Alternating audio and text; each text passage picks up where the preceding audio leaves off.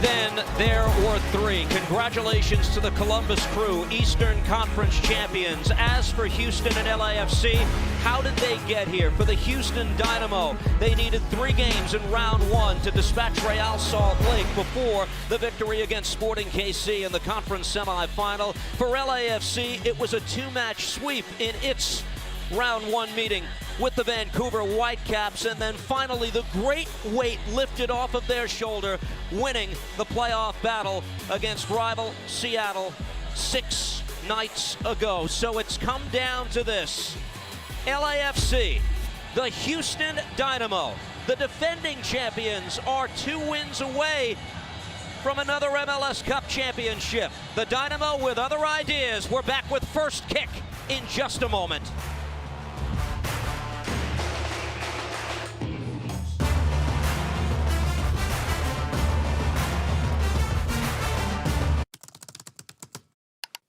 How will I know where to start?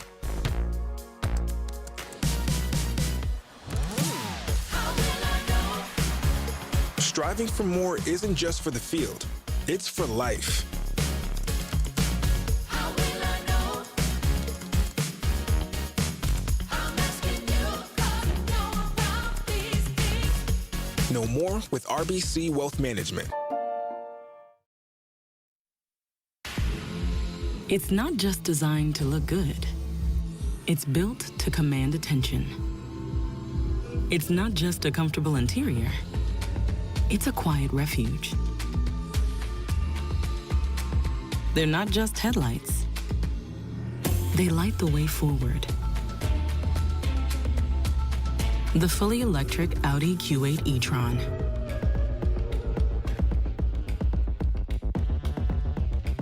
Before I met your mom, I was a covert assassin. I escaped that life, and now they found us. What the? Who are you? James Bond? All right, stop. I'm still the man you married. You weren't in a band or vegan, Dan. You were an assassin for hire. And now you're driving a minivan? I love that minivan. The Family Plan. Streaming soon on Apple TV+. Rated PG-13. There are trucks, then there's the truck, GMC Sierra. Available with the V8 engine. The Super Cruise hands-free driving experience. And of course, the world's first 6-function multi-pro tailgate. GMC Sierra. Not just any truck, the truck.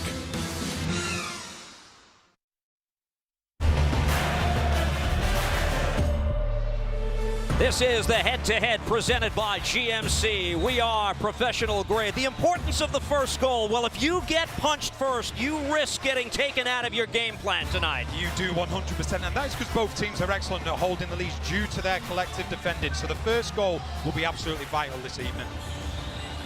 As the smoke clears, First Kick moments away. Somewhere in there is Maxime Crépeau, the keeper, FaceTimed into a celebration last year with a broken leg off a man-of-the-match performance at Seattle. He's opposed by Steve Clark, seeking a 3rd trip to MLS Cup as a first-choice keeper and seeking to win it for the first time. The captains are no strangers.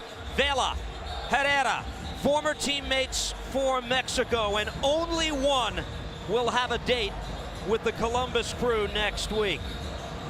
Slight delay here as we wait for the smoke to clear. Victor Rivas gets the assignment tonight, the 6th-year referee in MLS who debuted in 2018. He is the 2023 MLS Referee of the Year. The last MLS team to win consecutive MLS Cup championships. Their Southern California neighbors, the Galaxy, in 2011 and 2012, but Steve Cherundolo has a chance to do that with this LAFC side tonight. Former U.S. World Cup teammate of the man he matches wits with this evening, and that's Ben Olsen. The 46-year-old Olsen in a conference final for the 2nd time in his career. He's had the longer wait to get back to this point.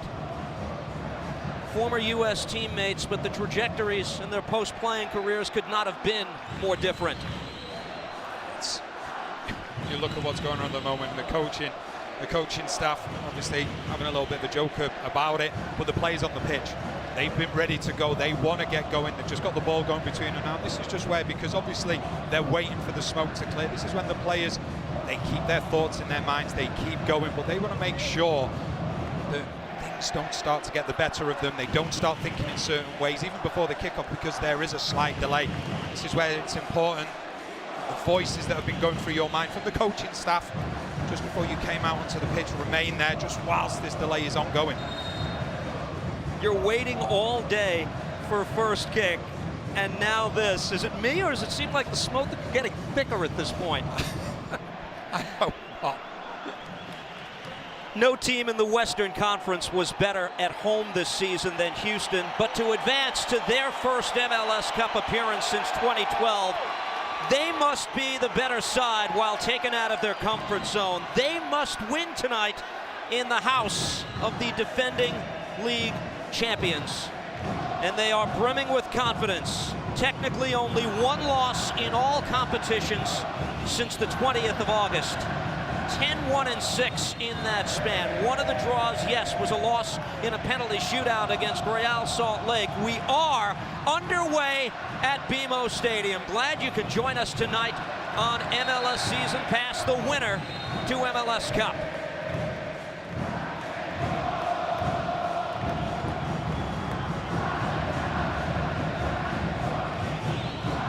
Christian Oliveira is met effectively by Franco Escobar. Playoff Franco, the Argentine, who scored his fourth career postseason goal in Houston's victory to advance this far.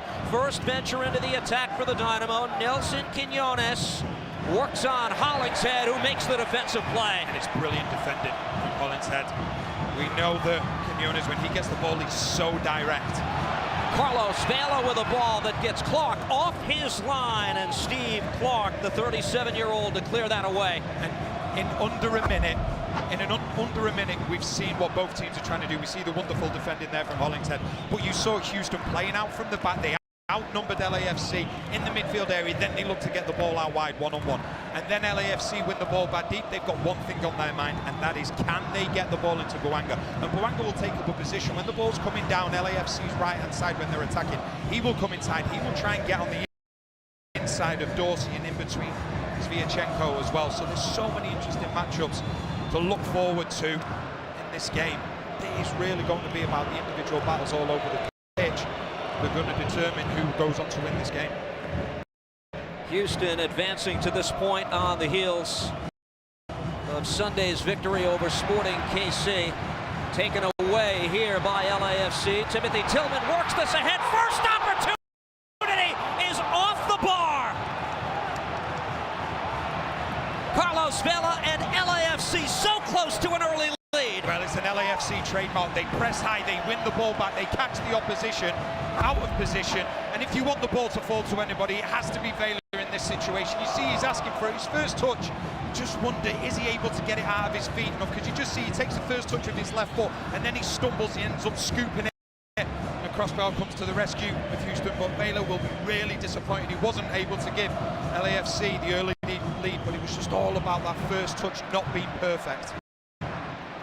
The man who once scored an MLS record 34 goals in a single season. He had 9 this year for this LAFC side, and now hitting back the Houston Dynamo. Griffin Dorsey to the middle of the park, and this is the Brazilian Arthur for Escobar.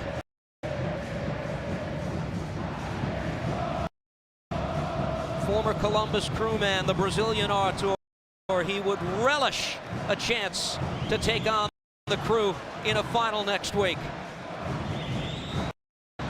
Adalberto Coco Carrasquilla to the far side, and taken away here by LAFC. Off to the races in transition. This is Danny Bouanga waiting for the reinforcements to come, who takes it out wide. And the intercept by Herrera. One back by Ilya. Another opportunity for LAFC. This is Vela! Trickled over the line and it's in, but no, the flag is up. No goal.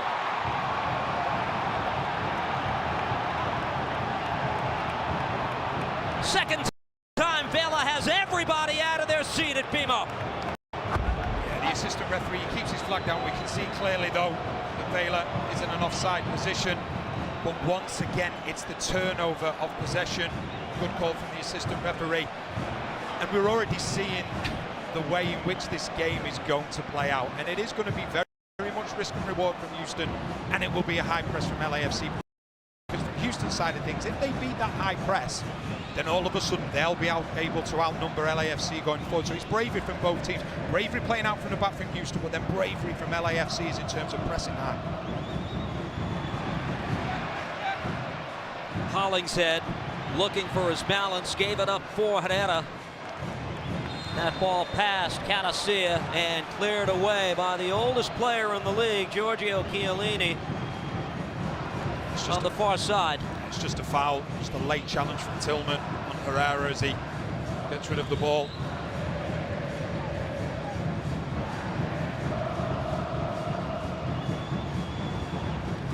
Taken 4+ minutes, and the fans now getting their first really clear view of the field on a gorgeous autumn evening in Southern California.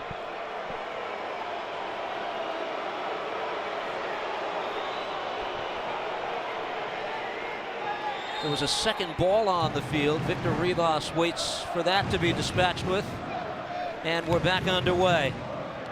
Mikhail and Eric Sviatchenko are the center back tandem for this Houston side as Chiellini skies this high.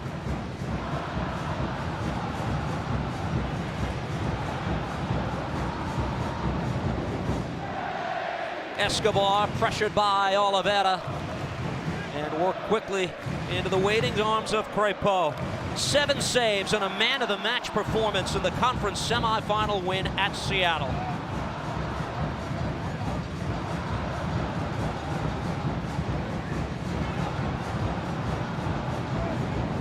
We discussed in the pregame the possession breakdown of these two teams tonight. What it will be. It was a mystery for the coaches. How do you expect this to play out? I think from the early stages, I think Houston are going to be the team that would dominate possession. Herrera on the ball here, able to curl this to the far post, and there's Crepeau with the first big stop of the night.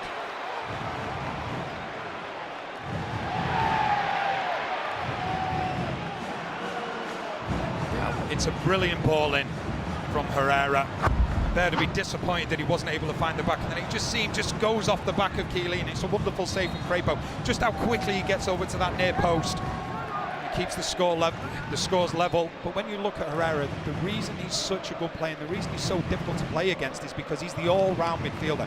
He's not just a defensive midfielder, he's not just an attacking midfielder, he can do a bit of everything. Corey Baird with 14 goals in all competitions this year. Oliveira pauses, gives here to Vela, and the switch to the left side. Kept alive by LAFC. Denny Bouanga to work this ball in. Comes right back to the Golden Boot winner this year. Tillman.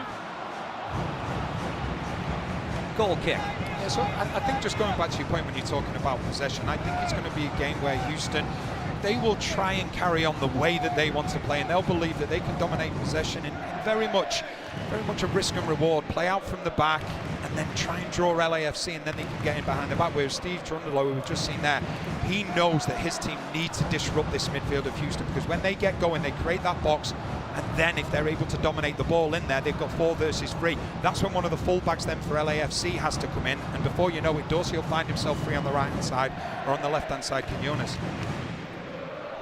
There's Ben Olsen, named the club's 6th head coach in November of last year. 10 full seasons as the head coach of DC United. I said different trajectories for these two. Olsen and MLS lifer. Cherundolo, the mayor of Hanover. Dolo, entire playing career with one team in Germany. Escobar. Artur. Dorsey to bring this down on the far side. Griffin Dorsey.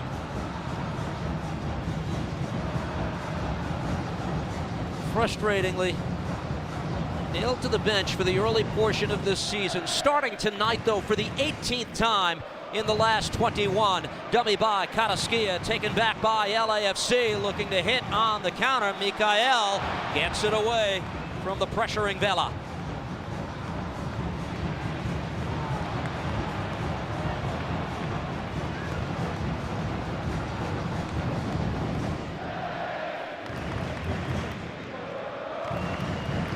Amin Bassi, this team's goal-scoring leader in the regular season with 10, but the majority of those 6 on penalties.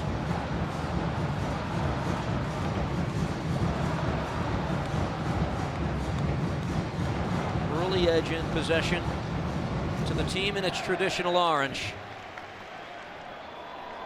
Artur.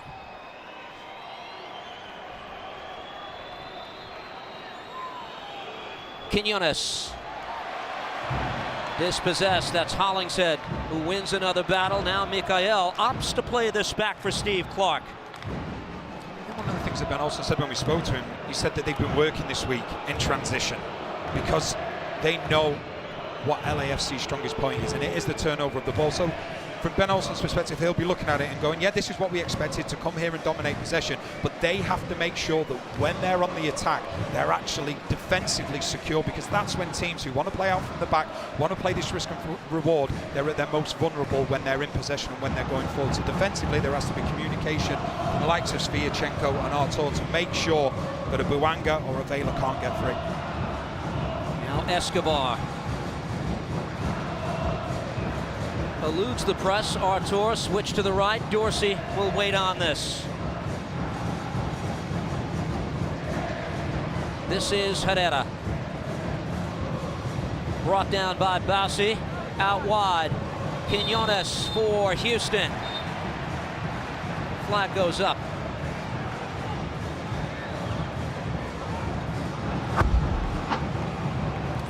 He's just gone too early there, Quinones. He can see all the way along the line. There's no need for him to go there, just be patient.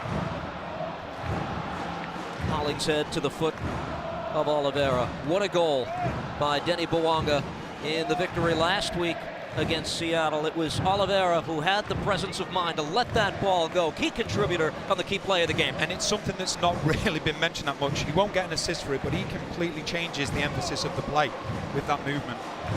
Buanga able to flick this ball ahead. Flag stays down. That's Clark who got a hand up and makes the save. It's a corner for LAFC.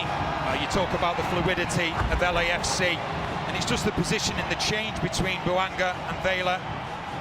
Very much looks like Escobar was keeping Vela onside. It's a great strike, but an equally instinctive save from Clark. But that's the flexibility they have within this team at times. Buanga will turn up in the centre forward position, and Vela is happy to drift wide. This is Vela on the ensuing corner. He's had chances early. The man who has not scored since the 23rd of August and a game against Colorado.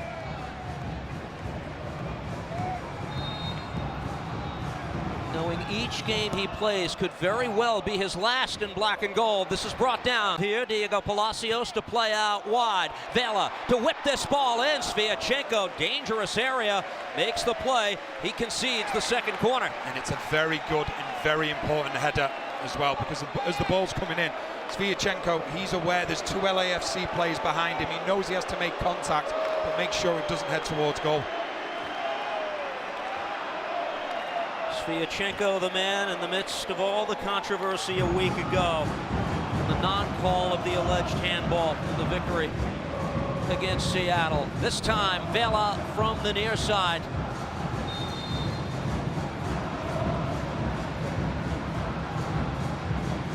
And this time, the in-swinger from the LAFC captain, that's Kataskia, to head it away and booted away further by Houston. A season unlike any other. LAFC's 52nd match of the year. Competing for 6 different trophies this year. The last one available for them is the most precious MLS Cup. by contrast, they played 40 games all of last year. Yeah, and I think when you look at the way that this game is set up, I think Vela is a prime example of the way that the team's playing, because usually we see Vela who's playing in that false 9 position. He'll be the deepest of the front 3. But because Houston are playing such a high line, we've already seen Vela go through one-on-one, we've seen him caught offside, so he doesn't need to drop deep. They find Oliveira, brings this into the 18. His chance blocked away. It's a deep throw by LAFC. Yeah, so just going back to what I was saying, Vela doesn't need to drop deep to drag defenders out with them, because Houston are already playing a high line. So Vela, he's now using his intelligence to say, right, okay, I don't need to drop deep. I'm going to play on the shoulder because I know if I can time my run right, there's going to be space on the other side of this Houston defense. Oliveira leaves for Ryan Hollingshead. Sellout crowd here at BMO Stadium, to no one's surprise on this Saturday night. Final home game for this club, win or lose. Columbus will host MLS Cup next week. What an act to follow we have tonight after their win earlier today. We just talk about Vela's movement here. Just getting in between both centre-backs. And that's what he's looking to do. Traditionally, what we see with Vela is intelligence dropping deep, because teams defend deep naturally against LAFC. So he has the job then of trying to drag centre-backs out to then create space in behind for Oliveira and Bouanga. But because of how high Houston are playing, Vela, he's understood that, and straight away now he is playing as the focal point. Those two, Bouanga, Vela, accounting for 51 of the 90 goals for LAFC in all competitions this year. Sviatchenko, Artur.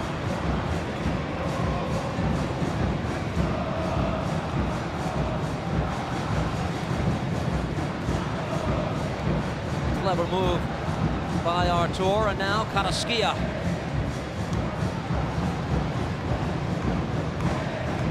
Artur wanted to switch to the left. Broken up. Taken back, Mikhail. The Brazilian center back wearing 31 for this Houston side. What a bounce back from a year ago. 25th in the overall table last season for a 3rd consecutive year, and now under Ben Olsen, a win away from MLS Cup. Escobar to settle this. Bossi. Herrera. Hector Herrera, top of the 18, wanted, Baird, Karaskia teased that up, his chance blocked away, tracked down far side, Dorsey will let it go for the throw.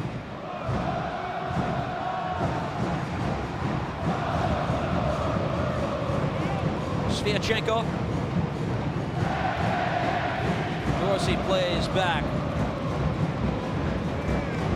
Here's Oliveira doing just enough to disrupt. The streak the Dynamo would like to continue. They've conceded first only once in the last 16 that they have played. Karaskia not enough on that pass. One back, Palacios tumbles to the ground, and now Chiellini deep in his own area. His outlet intercepted by Karaskia.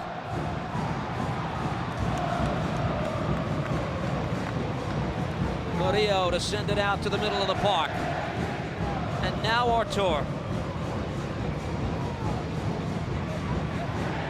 Ilya to break that up, draws the foul, free kick, LAFC. And to see once again Houston just trying to outnumber through the middle. At times though, I think Karaskia is coming too infield. He's coming too narrow, because what's happening, Palacios, you've got Dorsey, he's looking to go forward, but Palacios just has to go man for man at the moment with Dorsey. But if Karaskia just keeps his width a little bit more, all of a sudden there's an issue then for Palacios, because who does he take?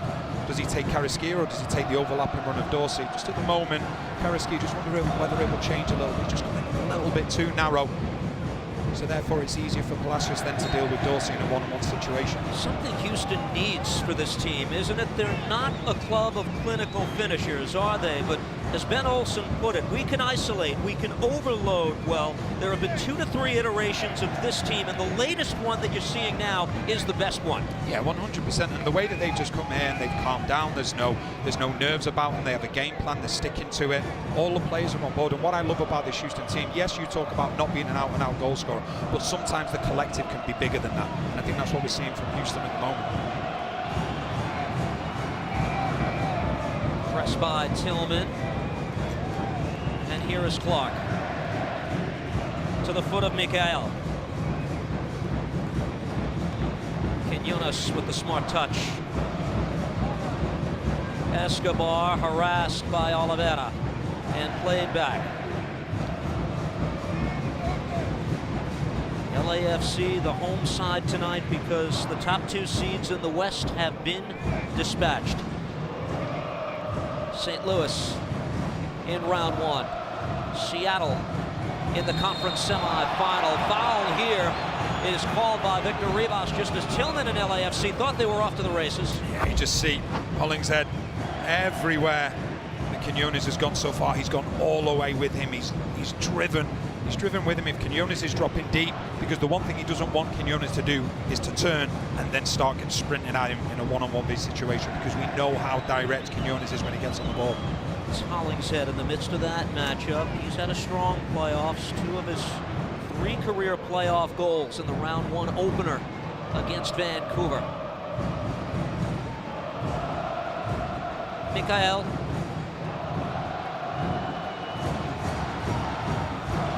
Over the top. Hollingshead back to defend Escobar. Oliveira. Met by Hector Herrera.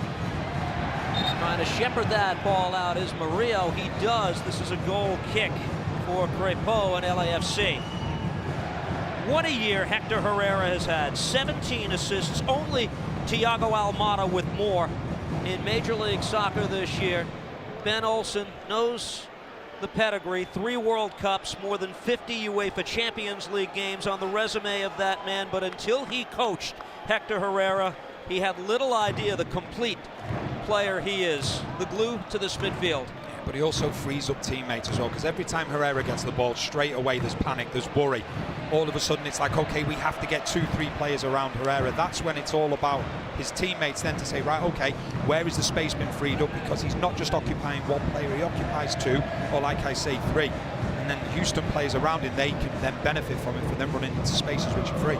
You see, no player in the league had more touches than Hector Herrera this year, and in these playoffs he leads the club in shots as well. Tillman into the 18, continues on. Mikael back to defend, brought down by Vela on the intercept, and this will roll safely to the foot of Steve Clark.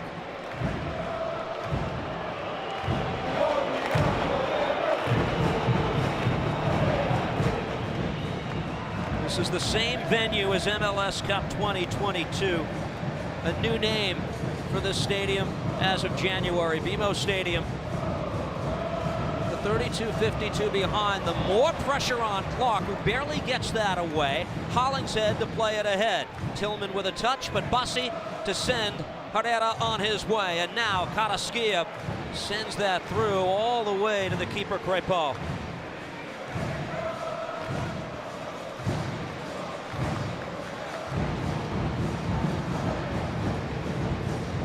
Mid-first half, scoreless match. The winner at Columbus, Saturday afternoon for MLS Cup. Murillo out of the back.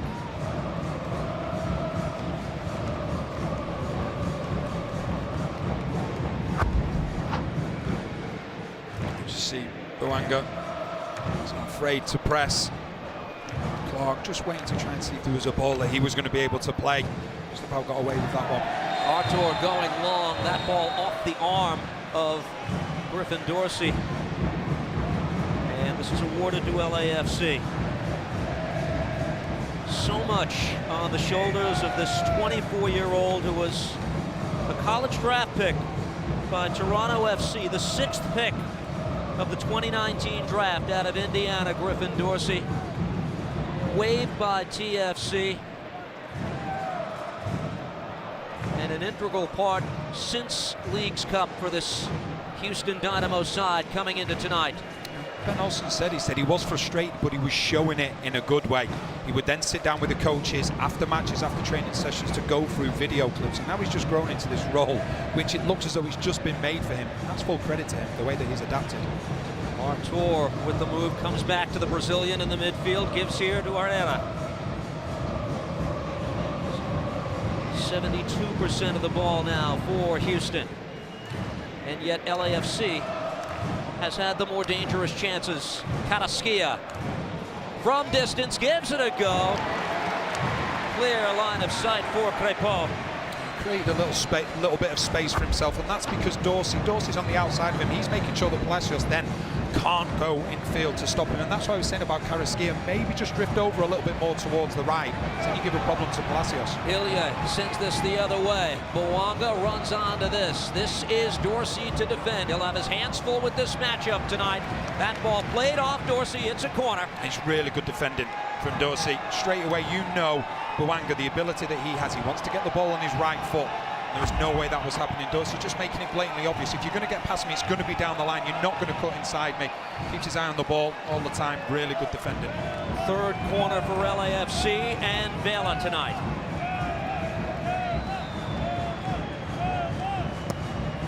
Vela to swing this ball out. That's Murillo. Got ahead to it, and Clark has it on a bounce. Clark happy to collect it, but defensively, you cannot afford to allow Murillo to get a free header. He does exactly that. It's Clark then who makes the save.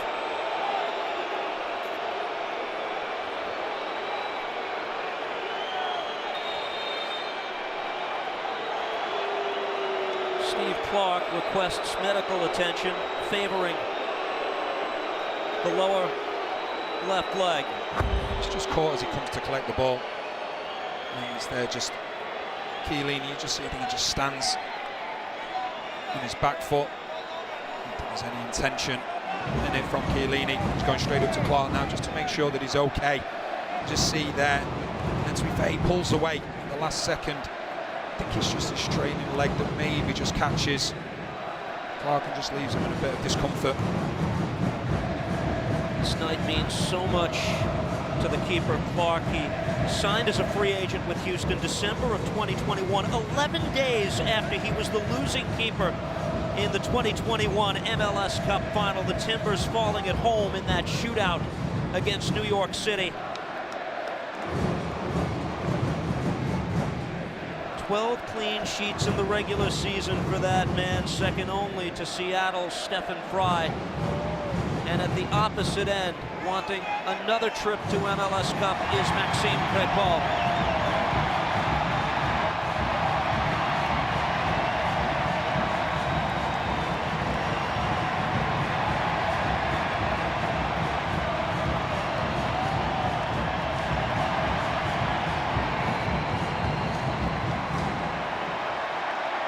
Fans in this stadium, a major boost to this LAFC side.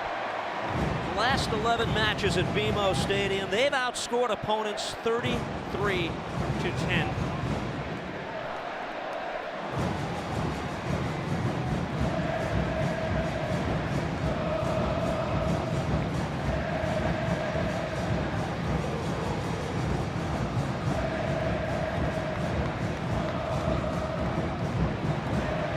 th minute of a scoreless match. The drop by Rivas will get us back.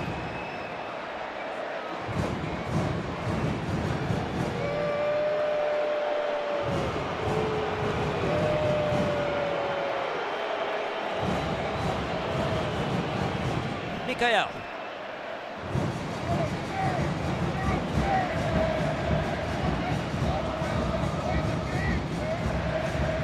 Flicked ahead by Ilya. This is Bassi for the captain, Herrera. Has an option out wide, and Dorsey wants to take it. There's Palacios to break that up. Ilya again. The return from Tillman. Up the center for Vela. Wants Bouanga out wide. Fans get out of their seats. Denny Bouanga wants to take on a man one-on-one. Rivas not interested in the contact. It's a goal kick. The referee, Victor Rivas, is in a really good position. There's no complaining from Bouanga. But what they've done really well so far against Bouanga, they've slowed him down. They've slowed him down and just made sure then that they can keep up with him. This time it's Vyachenko. See, just takes the touch, ends up going off for the goal kick. And that's something that's going to be really important, because Vyachenko, he's going to have to drift over to that right back position. And then what will happen is Artur can then drop in to make a centre back, because we know Dorsey's going to go on a continuous basis. You said slow him down twice, which seems imperative. Probably no player in the league runs at full speed and still is able to get off a quality shot like Bouanga. Hollingshead plays this back aggressively for Crépeau, who does well. Here's Herrera. Shakes off the pressure from Tillman, did well. Artur wants Dorsey on the right. So well to bring that down, and now given back to him by Carrasquilla. Dorsey finds another gear. Pass broken up. Trying to hit back in transition. This is Vela with Clark off his line. Contact with the keeper. What do we have? The offside flag has gone up.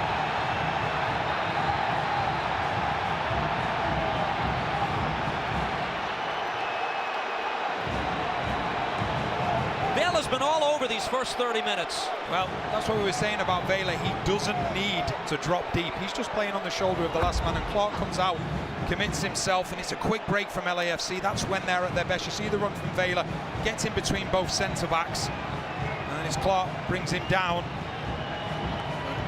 At this moment, assistant referee, offside has been given.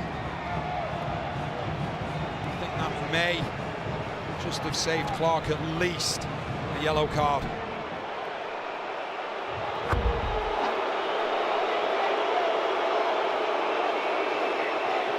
It's such a close one. It's such a difficult one, because at one point it looks like Vela may actually be in his own half.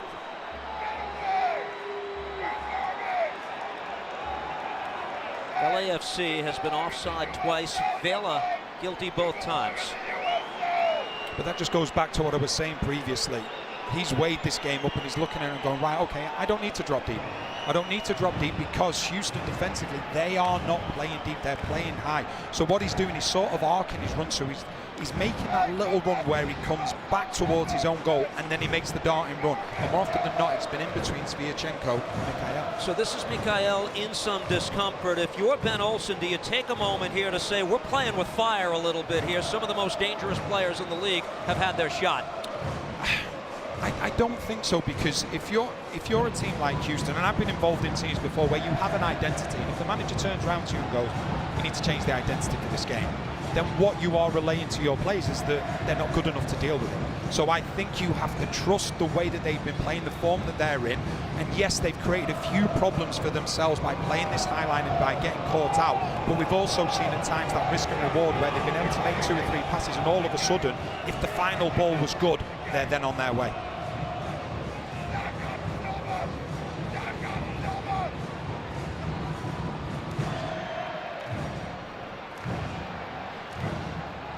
Mikhail waits for the green light to re-enter with 10 on the field. We are scoreless. LAFC, Houston Dynamo in the Western Conference Final tonight.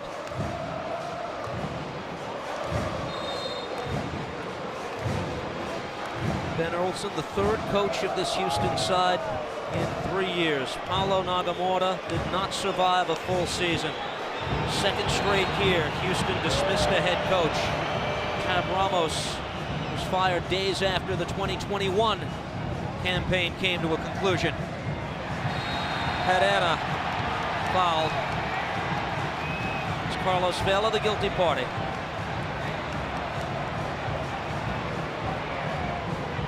Just a little bit of frustration from Vela from that previous play when he thought it was onside and there was going to be trouble for Clark. Just see Herrera, he just holds on long enough just to entice Vela. He knows he's coming, gets the pass off, and gets fouled. So many national team camps and matches together for El Tri. We are scoreless. 33rd minute in Los Angeles. Quinones sees that shepherded out by Hollingshead for an LAFC throw.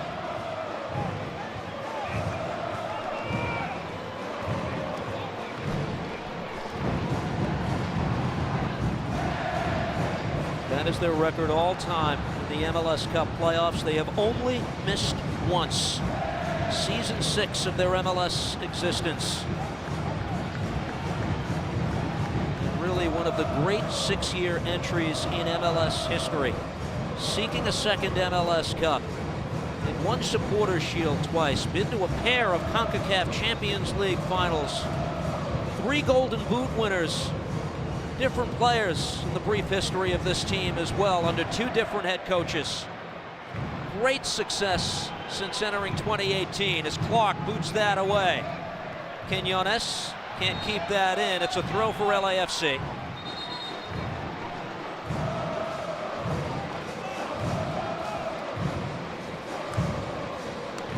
When I was younger, I was at Manchester United with John Thorrington, who's the GM now at LAFC, and I spoke to him. I asked him about Cherundolo, and he said he's built this team better defensively. We don't need multiple goals now. We're prepared to sit back. He's given the team the ability. He said we still have our DNA, but we have a plan B, and that's so important for any team. And you see this with LAFC. We saw it against Seattle last weekend, the way that they were able to soak up pressure.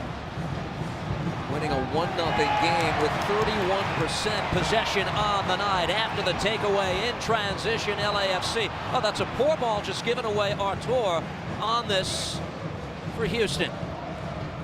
The return from Carrasquilla.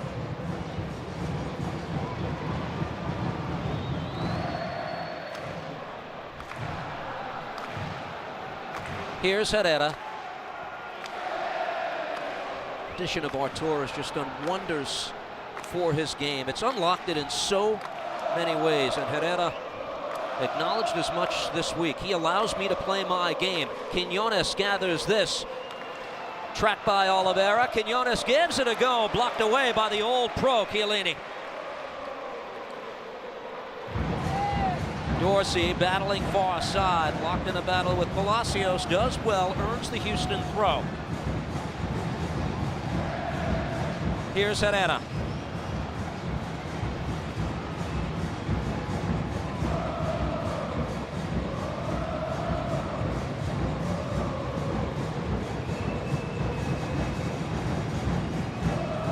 Mikael links with Carrasquilla.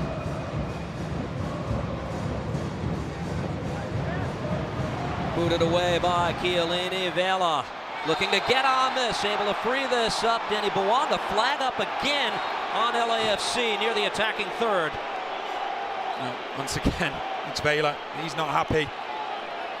I'd love to know if he's ever been offside more than this in a half, because we're not used to seeing that. He's usually going to look for the ball, but you just see once again, he's playing on the shoulder. And then he makes the run, brings Bouanga in. Very, very clever doing that. Houston just have to be careful, because there's going to be a time when he is going to be onside. He's so intelligent with his runs. At times he'll make that run towards his own goal, that step, and then he'll turn round, take the centre back with him. There's that little bit of space, and he doesn't need much time on the ball to make something happen. Showed you earlier, this is LAFC's 11th all-time MLS playoff game. Vela is the only man to play in all 11 for them. Hollingshead for Murillo. Chiellini. Kellen Acosta.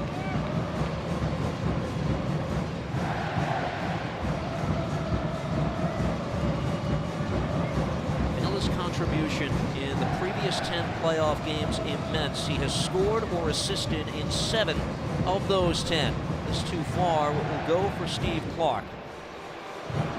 Steve Cherundolo's never lost a playoff game. There's no doubting Vela's talent on a consistent basis. At times he affects the play without even touching the ball, and sometimes that goes unnoticed, because we talk about assists, touches on the ball, but he will have had assists, so to speak, without actually touching the ball, because he's that good with his movement. Hollingshead with a read that saw the ball get by him. Now Quinones pauses the return from Bassi. Quinones, Hector Herrera, Carrasquilla. This is what the Dynamo's midfield does, Beth. Quick pass combination, played back, Herrera, Artur, and now out wide. Dorsey operates there. Now Bouanga steps up with the intercept for LAFC. Tries to find another gear. Still Bouanga continuing on. Bouanga with 2 defenders, including Dorsey to beat, works this across, and there's Clark to roll it away. It's brilliant. It's brilliant from Bouanga, and Artur tries to bring him down. Boanga's just too strong. He keeps going. That is the threat at LAFC. The way that they can turn defense into attack. The blink of an eye. Now Quiñones back the other way, gets tangled up with Hollingshead, one back by LAFC. And you wonder if Boanga goes to ground if he gets a foul call in that last sequence, Danny. Yeah, 100%, but he didn't want to because he was in the ascendancy. Carrasquilla fakes a shot, pulls it back. Bassi curls this, caught cleanly by Crepeau.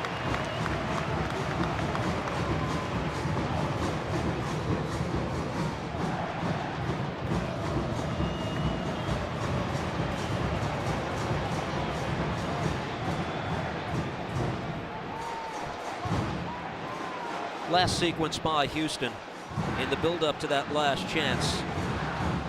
A reminder of what Cherundolo said to us prior to the game. Let's not allow them to combine near the middle of the park. It's the advantage the Dynamo have. Arguably the best midfield in the league. Pulled back here by Herrera. Continues on past Ilie. He has support. It's Oliveira.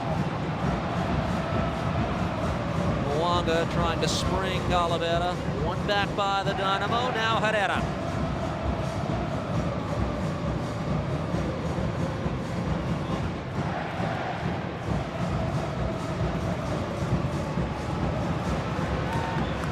Carlos Vela continues on past Herrera. Mikael, one of three over to defend. Vela wins the throw. Just see this break. Boanga, this is where Houston have to be so careful because that's when they're the most vulnerable, when they give the ball away. Gets the better of Sviatchenko. You see Artur just holding on to him. If he goes down, it's likely to be a free kick. Acosta lays this off. This is Palacios, sends it wide. Offside flag is up. Once again, just see Boanga. It's a definite foul. It's a definite foul. It's just the honesty of Boanga. He wants to stay on his feet. If he goes down, it's a definite foul. It's just so difficult to play against them. And I think what LAFC are doing at the moment here to keep themselves defensively strong, but also to create space in those wider areas. We used to see Palacios and Hollingshead probably being more adventurous, going further forward, but what they're doing, they're sitting now because they're aware of the spaces in the wide areas with Quiñones and with Dorsey coming back from the right back position. But also, not just that, with the two fullbacks sitting for LAFC, it asks the likes of Dorsey, it asks the likes of Escobar, the two fullbacks, to venture forward. And that's what they're doing at the moment at LAFC. They're just setting traps. They're setting traps and they're saying, okay, you can attack us down the sides of the pitch. But just to let you know, when we win the ball back, we are going to spring into those areas where your fullbacks have disappeared from.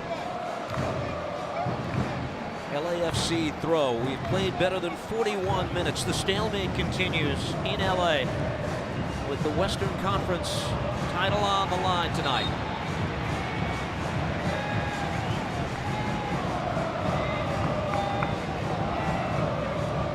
Tonight's winner will advance to play the Crew in the 2023 MLS Cup, presented by Audi, next Saturday, with coverage beginning at 3 p.m. Eastern. And head to MLSsoccer.com for wall-to-wall coverage all week long. Another chance for LAFC. The sharp angle try goes off the mark. Terrific opportunity for the home side here.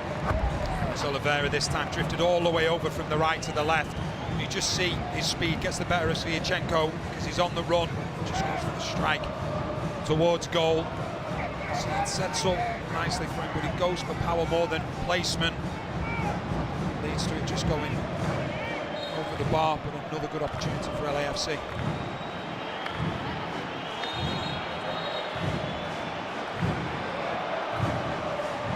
He's telling Taylor that he has to be outside the circle of the 18-yard box, not just on the line. Artur Chiellini. This is Ilie. Boanga. Boanga backs up Sviatchenko. Lost his footing in the 18. Ball comes to Herrera. See what Houston can do to hit back the other way. They want Carrasquilla out wide, but taken back. Acosta for Ilie.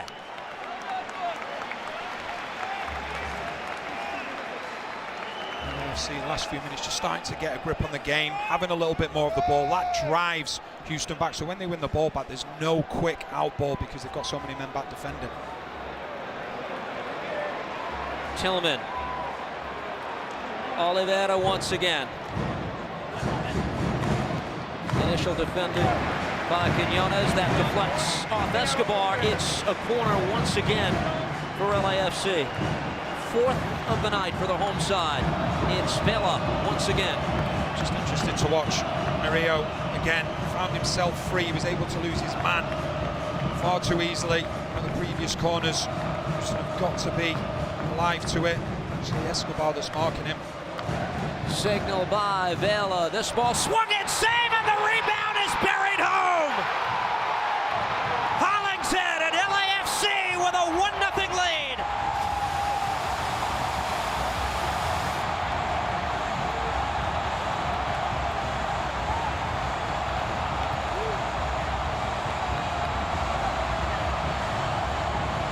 The 32-year-old, a first-time All-Star year. It is his third goal of these MLS Cup playoffs.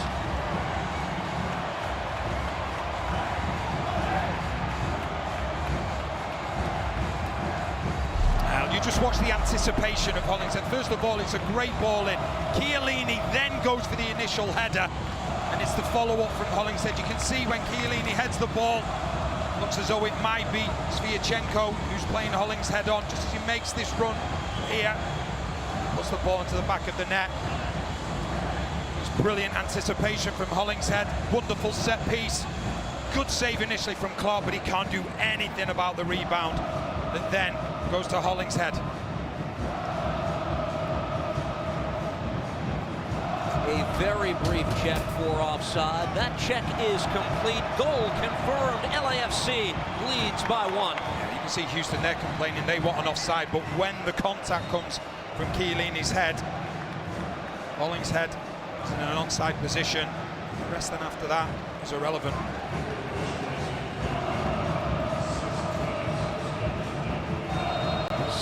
Minutes of first half stoppage time.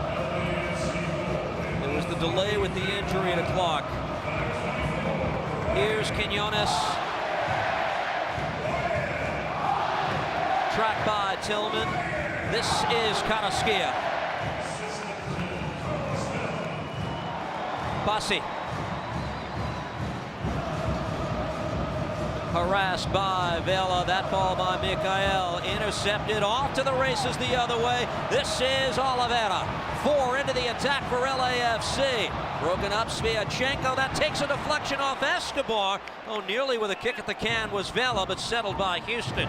We said the last few minutes before LAFC got the goal, they were starting to take control. That's because Houston are having to defend more and they're finding it difficult to get that out ball. They need to get more possession again in order to get higher up the pitch, because at the moment LAFC are winning the ball back. They're then asking questions, and when Houston win the ball back, it's not necessarily an out ball because they're having to do more defensive work. Chiellini, miscommunication, that pass behind Bouanga.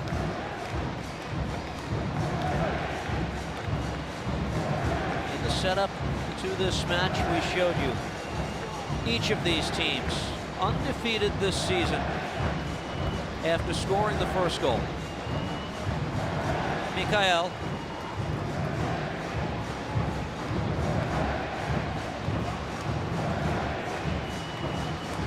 Dorsey.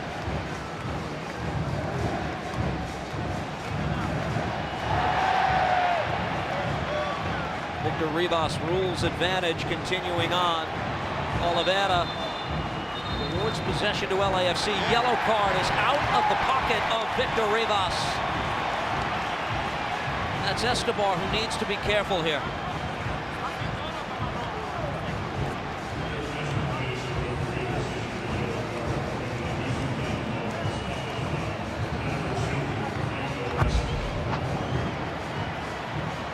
Just see, knows he's beaten. It's just a handball then afterwards. He wins more tackles than anyone on this Houston side. Facing his former club tonight is Franco Escobar. He won a ring, but he had only 5 playoff minutes last year for this team. He did not get on the field for MLS Cup. but he's been clutch at this time of year. 4 playoff goals, impressive total for a defender. Free kick LAFC with the lead, waning minutes of this opening half.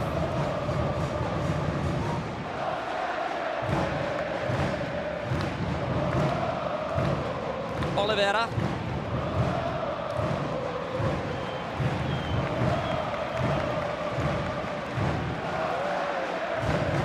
Deep throw LAFC.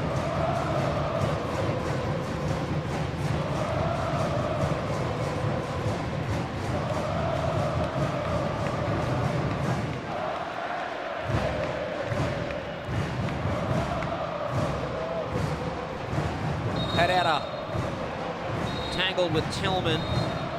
Foul is against the German-born midfielder for LAFC, Timothy Tillman. Ryan Hollingshead goal, the difference. Bassi, too strong of a touch, and played back by Acosta.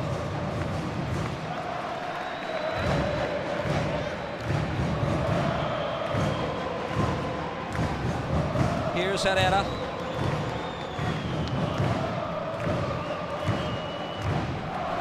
Carrasquilla gives back to Dorsey.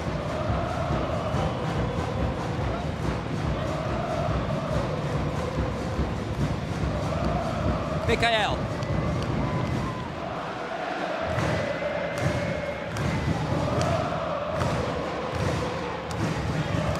Off Bassi, nobody there, and Murillo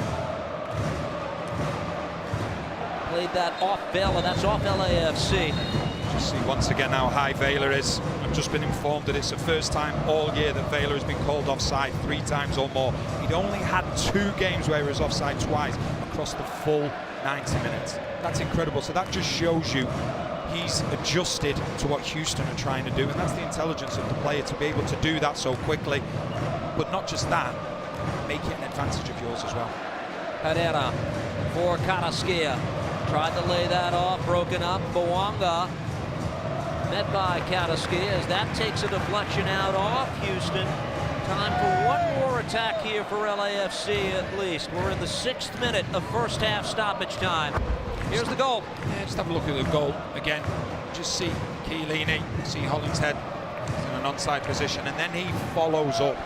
But just the run as well that he makes is just the anticipation. When he makes that run, nobody is aware of him, and he puts the ball into the back of the net. That's what you want to see. Make sure one of your attacking players, so to speak, when the corner's been taken, is there. Expect the unexpected, and that's exactly what Hollingshead did. He was in the right place to get the goal that he deserved for his effort. Cleared out by Mikael, settled by LAFC, and with that, the end of the first half. Hollingshead with the goal. Halfway home is LAFC looking for a return trip to MLS Cup this year. And when they have the lead at halftime this season, they are 13-0-1. It's going to be a very interesting second half with the way that both teams play. On MLS Season Pass, we'll turn it over to the studio crew for our halftime coverage. Kalen Kyle and the gang will get you up to date in a moment.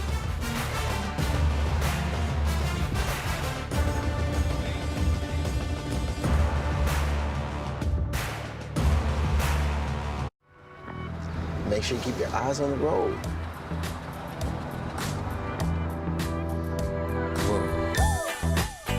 Early payday. Fee-free overdrafts. Easy credit building. When your money is good, you feel good. Chime, the #1 most loved banking app.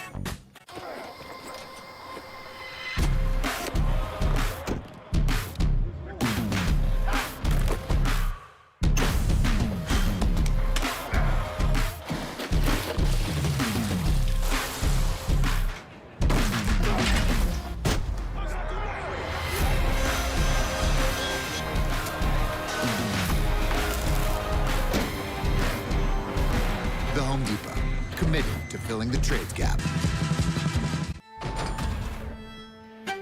Is it possible to be more capable and more practical? Be able to perform here and here. Make a statement while barely making a sound. And command the road, as well as what lies ahead. How we get there matters.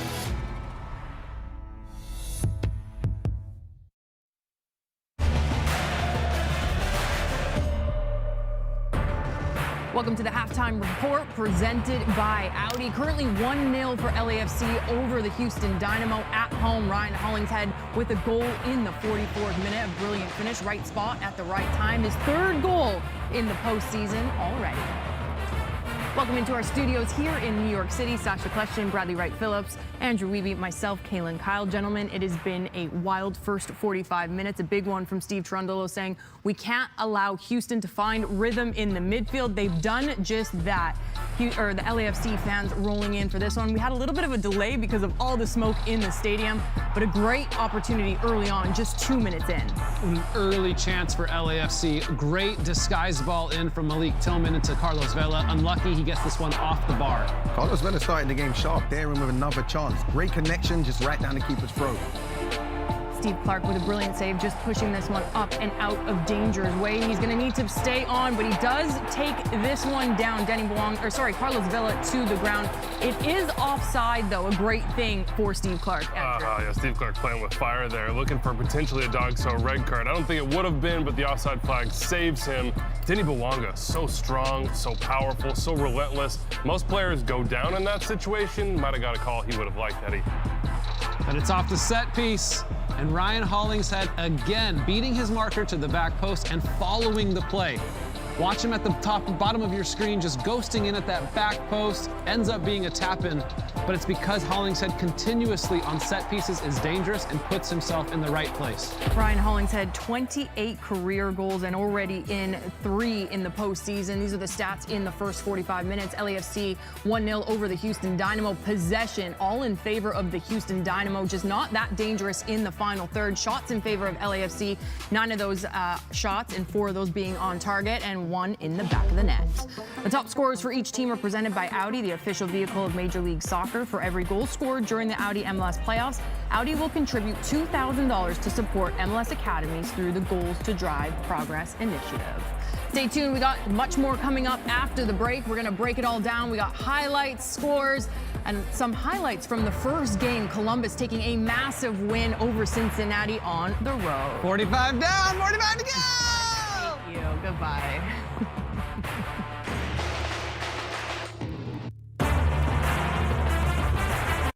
Lunch? Yes, please.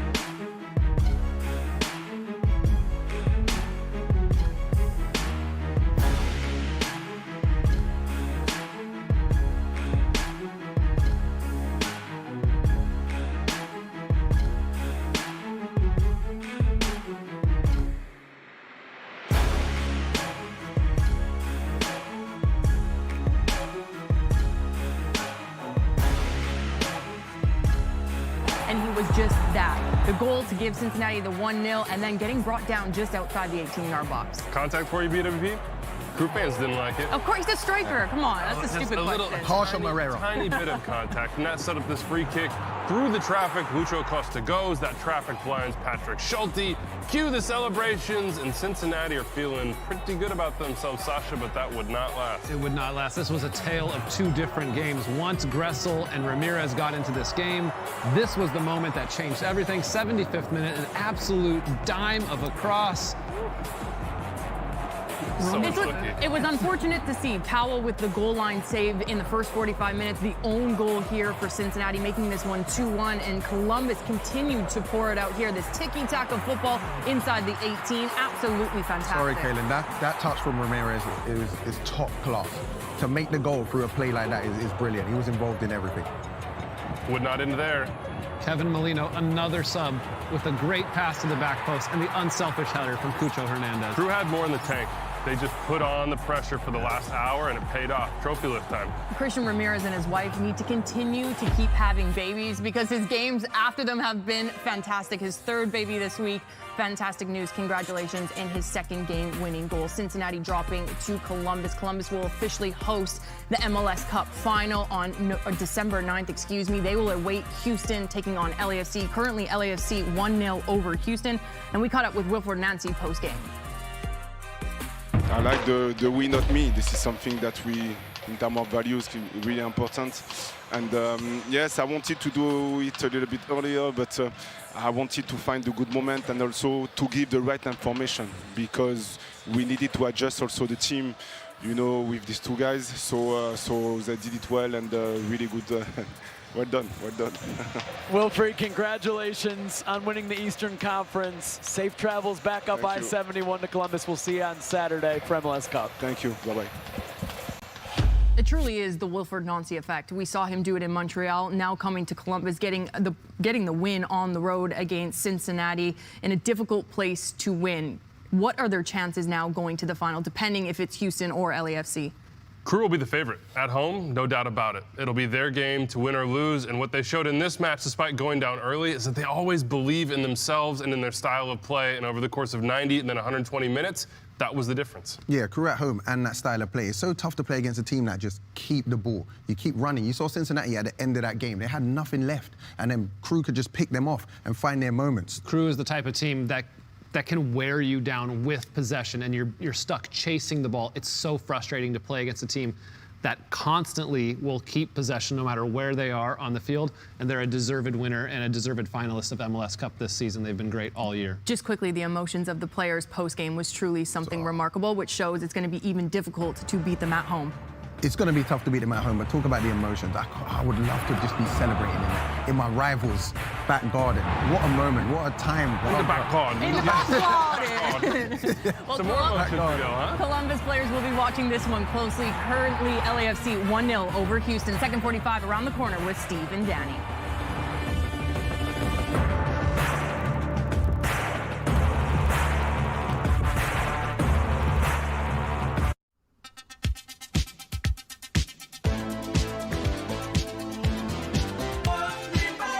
Finding the right hotel just got easier.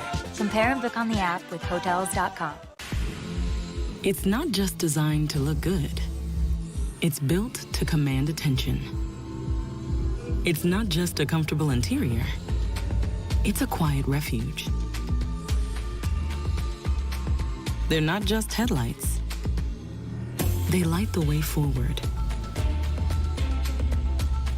The fully electric Audi Q8 e-tron.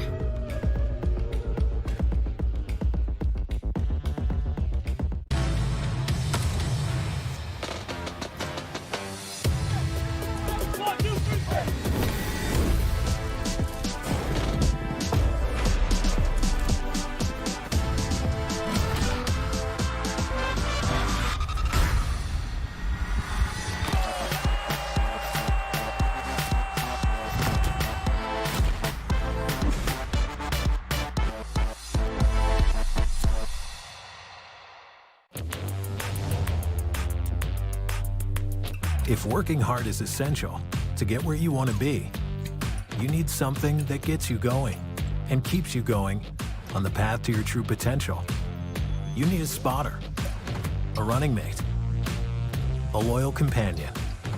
You need Celsius. Every drop is essential. Celsius, essential energy.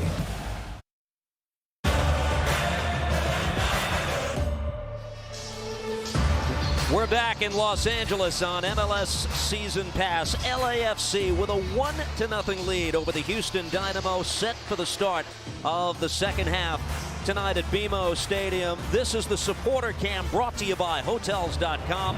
Find your perfect somewhere on the Hotels.com app. These fans have been hungry to get behind their team in person. Remember, LAFC's last 2 playoff wins were on the road.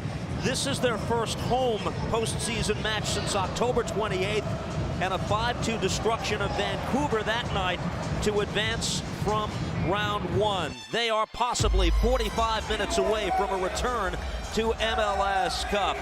We mentioned the captains, Mexican superstars, Carlos Vela, Hector Herrera. How have they impacted this game through 45? I think one of the things that stands out straight away is the touches. You look at Carlos Vela, not touched the ball much, but Herrera has. But what I would say is that Vela, he's touched the ball higher up the pitch. He's having an impact. At times, he's having an impact without actually touching the ball, whereas Herrera, we see him trying to get things going in midfield. They just need to get him higher up the pitch to then make sure the passes that he's making could actually be the passes that are getting his teammates through, rather than just getting it a stage further up the pitch. Remember, we told you that LAFC had the ball 31% of the night last week. True Media and Stats Perform are analytical platforms that had that as the second lowest of the 233 matches that the club has played all time. And now, Danny, first half tonight, they are at 29% possession in this match. No reason they're going to change this up, is there? But that's when you talk about Steve Cherundolo, and that's what he's brought to this team. He's brought a team that are comfortable sitting back, that are comfortable soaking up pressure, that are comfortable saying, if you want to come at us, yes, we're going to defend deep, we're going to defend narrow, you can have the wide areas, and you can put balls into the box. And I think the best example of that was last weekend against Seattle. No changes for either side to start the second half of play. A trophyless season for LAFC, but they're 2 wins from changing that. And now this side that lost to the LA Galaxy on the 4th of July before 82,000 at the Road Bowl did some soul searching at the conclusion of that game. They have been better collectively on the defensive end of the ball, and if they take care of that for these final 45 minutes, it will be on to Columbus for MLS Cup. Houston with other ideas. Artur settles in the midfield. Back from Mikael. And I think when you look at LAFC for a long period, it was all about winning games, but winning it in an attractive style. Whereas now, like I say, myself as a former defender, I'm obviously going to err on that side, but there's nothing better for me when you see a collective spirit defensively that are prepared to deal with situations and sit deep at times, knowing that you can soak it up and deal with the pressure and then break really quickly. And that's what this LAFC team are starting to master. Tillman does well to control. This is Oliveira on the far side. Works on Mikael defending. Plays this across. Bouanga tried to bring it out of midair. Taken back by the Dynamo. And flag goes up late. And that's a chance for Bouanga. Not just the form that he's in, but the player that he's become as well. He'll be disappointed. He's got thumbs up straight away to Oliveira, but he knows himself personally. He should have been hitting the target there. That's the ultimate compliment, because it was a difficult opportunity, but the form that he's in, the reputation that he's made for himself, I'd be disappointed that he wasn't able to test Clark. 37 goals in all competitions, 1 shy of Carlos Vela's record for most goals by a player for an MLS team in a single calendar year. Carrasquilla for Houston. This is Dorsey.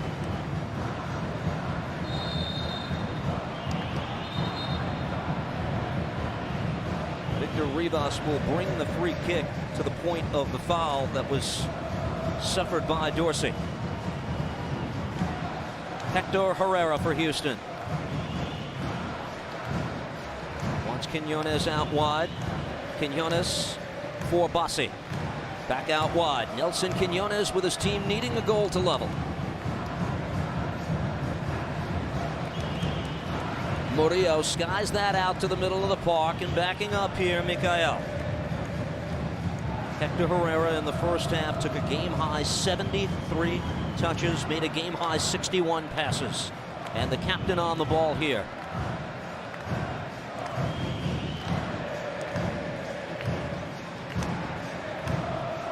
Murillo all over Baird, and the foul is against LAFC.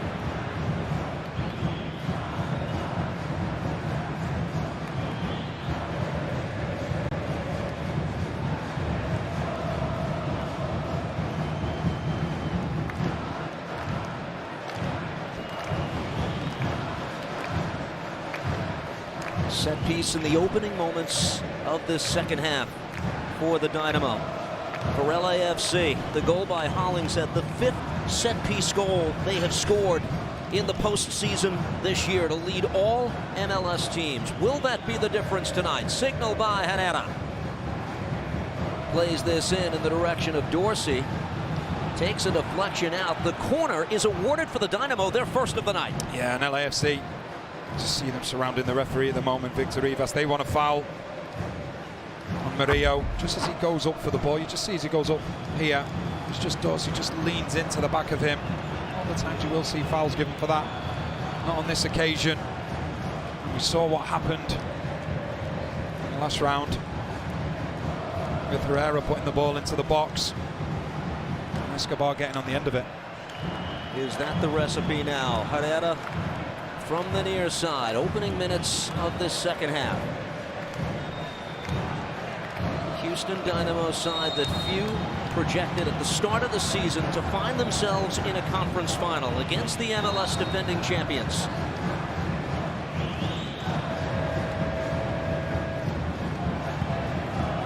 Rivas wants to discuss with Baird and Acosta here. Yeah, you just see Baird's just trying to get in the way of Crepo.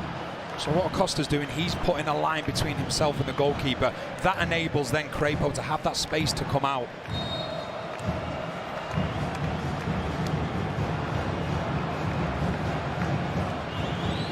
This is Herrera, drills this ball in. Comes right back over the head of Herrera.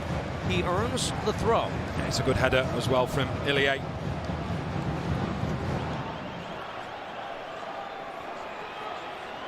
Griffin Dorsey to play this back in.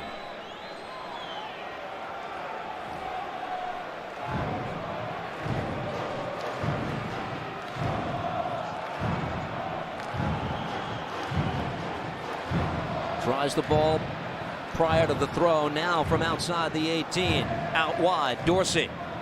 Able to work this ball across, softly headed into the arms of Crepo. Mikael, the center back, getting that on frame. Back the other way. Herrera tracking back, does well.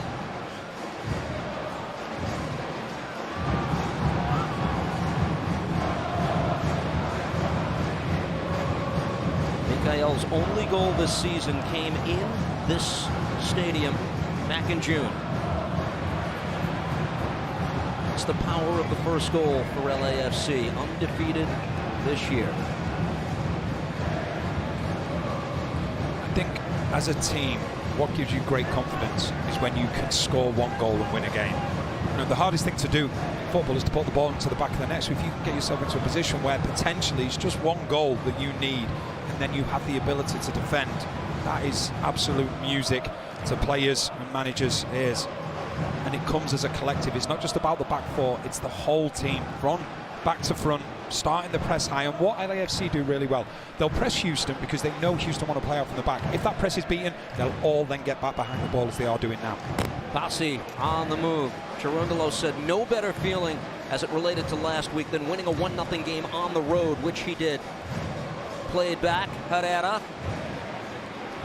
One back by Houston. Carrasquilla to the foot of Dorsey. Griffin Dorsey. First attempt to send that in, blocked away by Palacios. Second corner of the night for the Dynamo here in the second half. It's no surprise to see a lot of the attacking play going down the right-hand side. Dorsey getting forward. That'll be one of the main reasons that Palacios hasn't been too excited about going forward, because he doesn't want to get done with space in behind him then. And both fullbacks for LAFC been very disciplined so far this evening.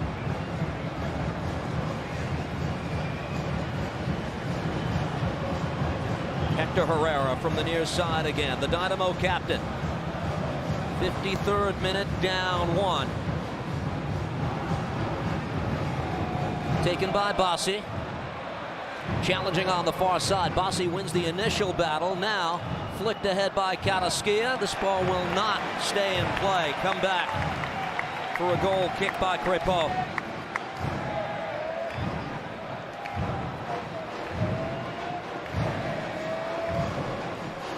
Managed to have a one-on-one chat with Steve Cherundolo just a couple of nights ago, and I asked him about becoming a manager, and he said he kept a journal as a player. He wrote what he liked about all his managers and what he disliked. He said that was the start of the path, knowing that he wanted to be a coach. He said he can't believe some of the things he wrote down, because it's so true. As a player, you look at things differently, and I found it fascinating that as a player he wrote down stuff about coaches, what he liked and what he didn't like, because a lot of players keep journals, but it's about them as individuals. So then if you're going through a good path, if you're going for a good patch, what are you thinking? And then when you start to get a little bit of a bad patch, you can go back to that and then try and reset your thoughts. So I found it very intriguing that that was the beginning of the path for him to get into coaching. Well, the flip side is the coaches kept a journal about you, I would imagine, as well. Oh. I think most people have done. I think it'd be about 15-20 pages long.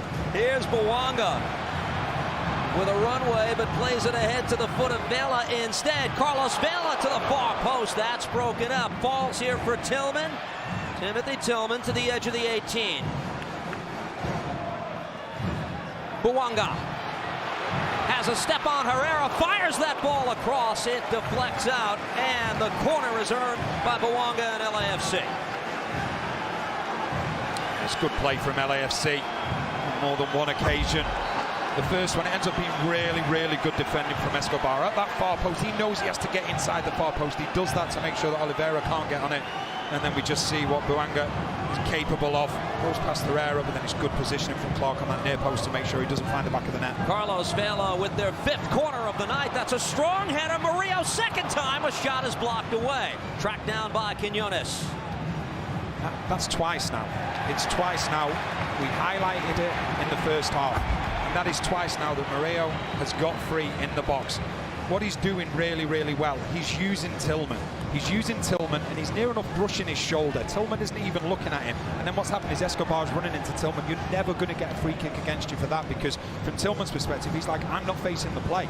So what they have to do, Houston, they have to make sure that if there is a block on, there is then an area which you might not necessarily be marking, but be zonal. Hollingshead with the takeaway.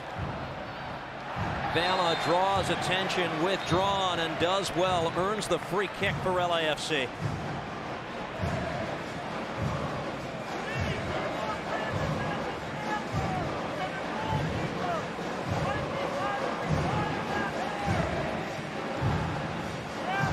Tillman.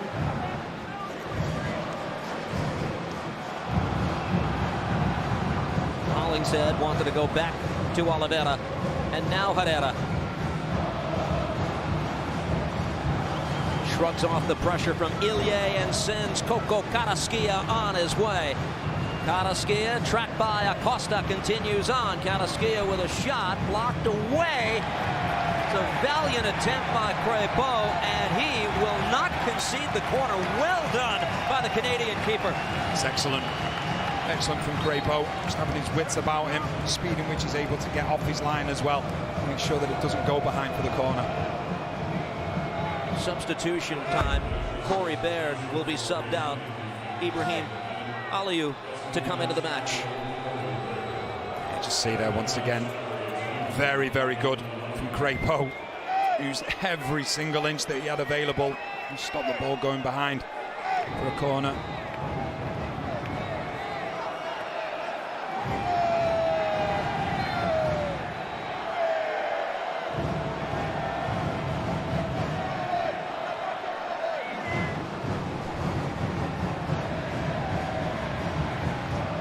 Settled by Dorsey. Carrasquilla. Player is injured away from the ball, and the Houston athletic training staff is quickly out. That appears to be Mikael, the center back, who's down in his own area.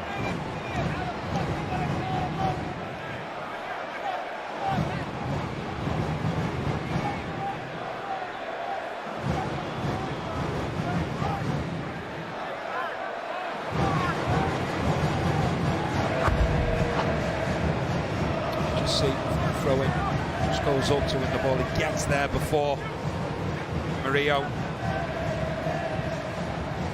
Just goes in to the back of him.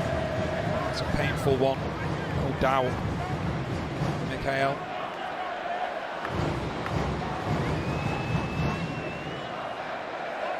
First substitution utilized by the Dynamo a moment ago. The 21-year-old Nigerian Ibrahim Aliyu, the U22 initiative signing, is on. This is such a wonderful story that Houston has produced this year, and a fantastic starting 11. We've discussed their strengths, but are there game changers on this bench? It almost has to be the man who's just entered the match now. Yeah, 100% it doesn't. Like you say, when you talk about Houston, they don't necessarily have that firepower, you know, so they have to try and take advantage of it as a collective. And I think one of the things that LAFC have done really well, you talk about them in open play, but set pieces as well, they're very inventive. And the interesting one is here, if you just watch Murillo, he just makes the late run. And because he's made that late run, the man who's marking him, I think it's actually Escobar in this scenario, the run that he takes, if you just watch him there, is number 3. When he makes the run, he guides him into the back of Tillman. And that just creates a space for Murillo to then go and get a free header. But what you can see from that scenario is that Tillman is actually facing the play there.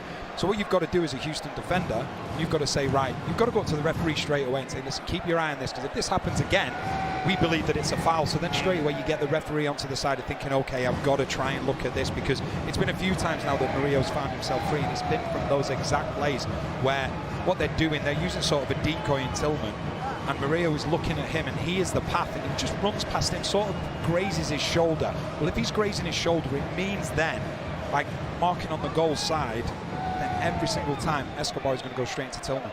And this might be substitution number 2 for the Houston Dynamo. Here's some concern for Mikhail after initial concussion protocol on the field. And another change is coming for the Dynamo momentarily.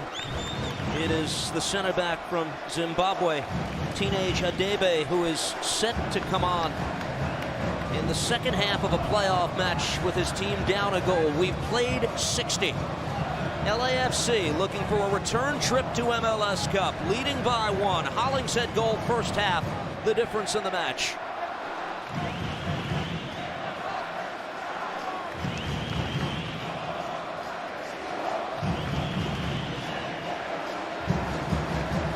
Second substitution and the second window utilized by Ben Olsen.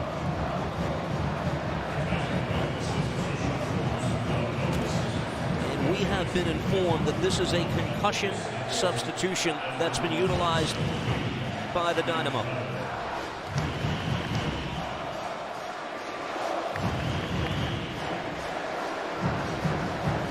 So that will not count as the second substitution for the Dynamo, and LAFC, if it chooses to utilize an extra sub, now has that option moving forward.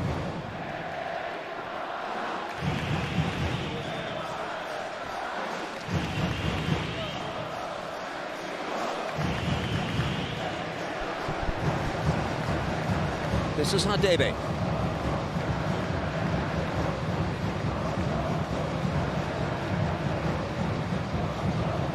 To this Dynamo side after playing in Turkey. Clark to the middle of the park. Chiellini stepped up. Artur Herrera will run on to this. Tries to play that ahead for Ibrahim Aliyu and booted away by Crepo. Waiting under it, Dorsey. Carrasquilla down the right side to get on this. Coco Carrasquilla lost possession. This will come back. It's a goal kick.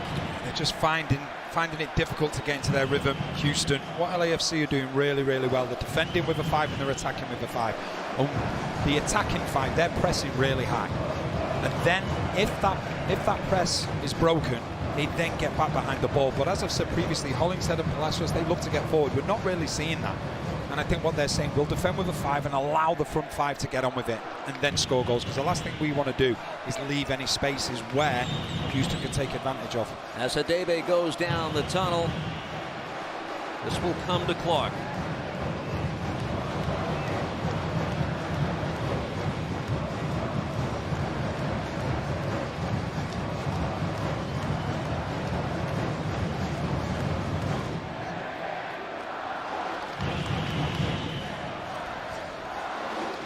Herrera.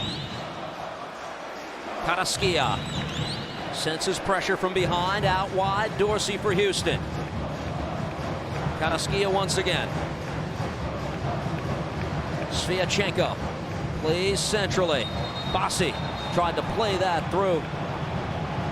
Yeah, it just came off the referee, Victor Rivas.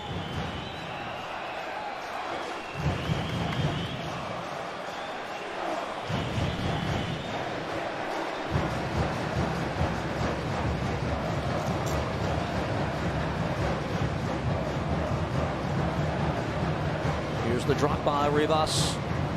Herrera.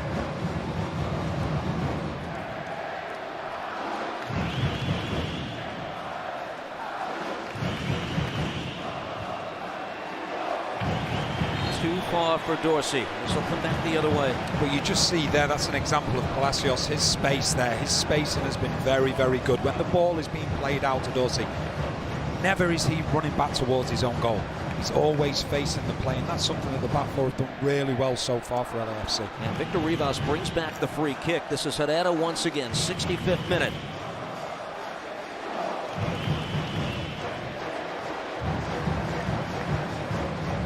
Off Chiellini, might have done better, sets up a Dynamo corner. He is the choice once again over Aaron Long, partnering with Jesus Marino. Now you've got Aliou in there as well. Needs to be picked up along with Madabi as well, the two recent substitutes. Here's Herrera. Rifles this ball in. Top of the 18, Bassi will play this back. Artur wants Herrera. Took it down cleanly, then lost possession. This ball straddles the touchline, and a throw-in awarded for LAFC. 5 shots on target for LAFC, 1 that's found the back of the net, 4 shots on target, but nothing that's particularly bothered Maxime Crépeau at this point. Commissioner Don Garber in the house for the final game of the season in Los Angeles. He'll be in Columbus next week. That's where we know the final will be. The Crew with a come-from-behind win. This is Vela once again, firing. Stopped by Clark. Follow-up try, and Clark's got that as well on the rebound shot by Bouanga. It's an opportunity. Vela probably couldn't believe his luck because he's in an offside position, but the ball's played by Dorsey, Houston player. It's a good strike, good save from Clark, but then Bouanga once again with his follow-up. Just a little bit erratic. So a couple of times now we've seen that from him. So unlike him. Chances are starting to come for him. Hollingshead disagrees with the call. That's a foul on LAFC. Free kick drawn by Quinones on the far side, and it's Herrera once again.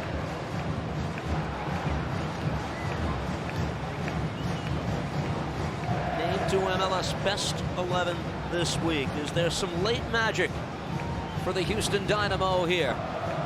Artur back for Herrera. Sends this into the outstretched arms of Crépeau. They just initially switched off LAFC. Houston took the quick free kick. Herrera gets himself in a good position, but it's equally good position as well from Crépeau, who then is able to come out and collect it.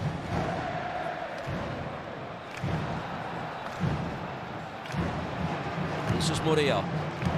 He and Chiellini so strong in producing the clean sheet last week. They had 7 clearances each against the Sounders. On the far side, good stuff from Oliveira. Plays it across. That pass over the head of Vela. Tracked down by Kellen Acosta. Into space, Palacios. That's broken up. Aliou got back, but it's corner number 6 for LAFC. Just as you see the opportunities. Good play from Oliveira. We know that he loves to start wide. Puts the ball into the box, just too high from Vela. No one behind him. And once again, just keep behind this corner on Murillo. Just makes the late run. Once again, it's Escobar that's marking him. Now he's starting a little bit further out to try and find himself in some space. This time not Vela, but it's Acosta. Able to swing this ball in. Bouanga had a chance in the 6. Couldn't get a foot to it. It'll come back for Clark in Houston. It's a huge chance, but once again, it's the movement of Murillo. Watch the position that he starts, and he starts really deep, and then he makes that run late, and he drags players with him. That then leaves Bouanga free at the far post. And it's not been his evening so far, but I say so far in inverted commas because we know what he's capable of. The MVP runner-up this year to Lucho Acosta, Denny Bouanga. Sitting on 4 goals in this postseason as is. Artur out wide, Dorsey.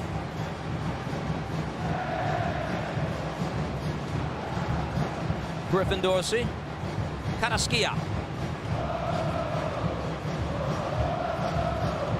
Pulls it back on Vela. Taken away. Oliveira, who's been so good tonight. Dynamo win this back. Carrasquilla. There's pause for a possible foul there. Rivas said play on. Now Quiñones stopped easily by Crepeau once again. Ends up being good defending as well once again from Hollingshead. And you look at Quiñones, he gets the ball, he's got one thing in his mind, he wants to drive inside, get the shot. And I think one of the things, how you can assess the defending of LAFC, there's never been any desperation. Every time a Houston player's got the ball so far, one of the back 4, they've been able to go out to him. They've not been running back towards their own goal. The defensive setup and the discipline so far from LAFC has been outstanding. Ilie win that back. Wants to send that through for Oliveira, broken up. They call him the professor, Ilie, says Kellen Acosta. The brain of this LAFC midfield, the man whose decisive chance in the shootout last year clinched their first MLS Cup championship. Carrasquilla to bring this down. Dorsey. Ibrahim Aliou, one of the 2 subs employed so far by Olsen. Carrasquilla.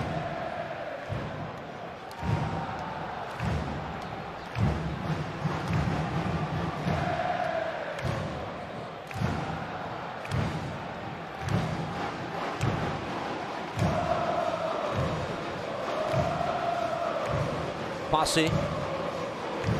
Quiñones.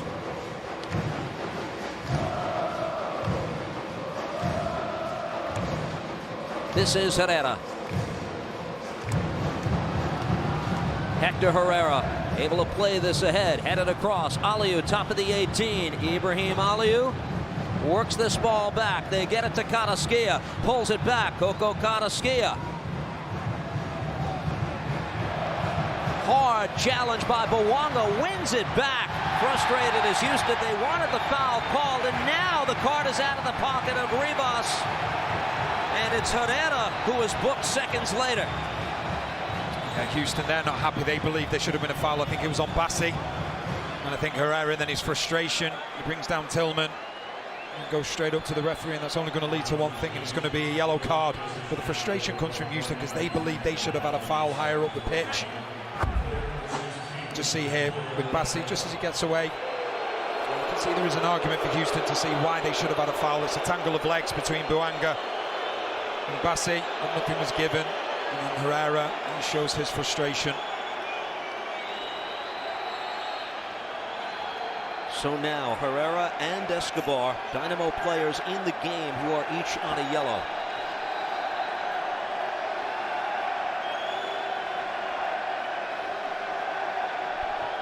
He's had over 100 touches thus far in the match. And he's got about 19 minutes to put more of an imprint on it than he has thus far.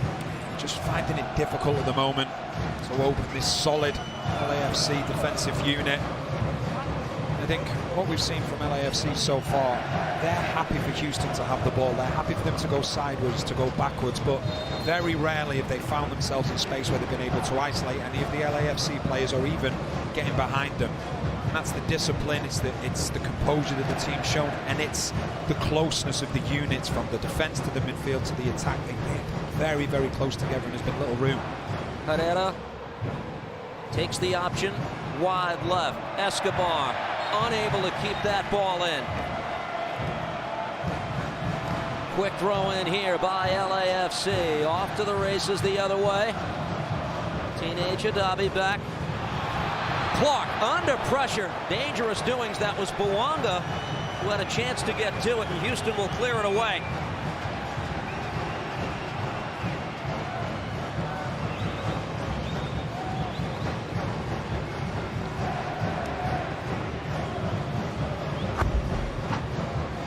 See once again the press in. Bouanga comes all the way over from the left-hand side, puts the pressure on Clark. And LAFC find themselves with the throw-in high up the pitch. Is one goal enough? Intercept by Artur.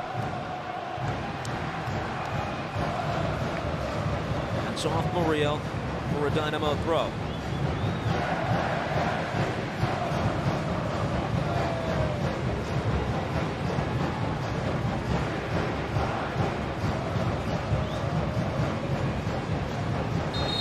Artur. Foul is against LAFC just after the release by Herrera. Murillo says, what did I do?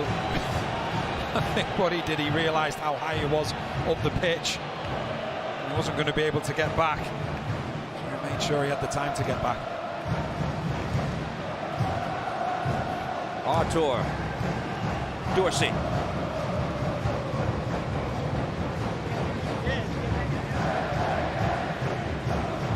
This is Hadebe.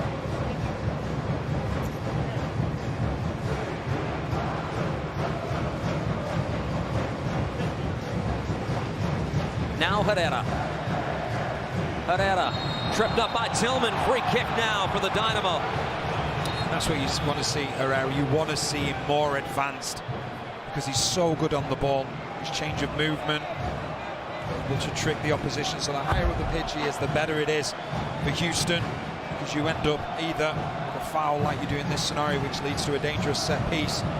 He's able to pick a pass and find his man higher up the pitch. 12th foul of the night for LAFC. Twice the number incurred by Houston to this point.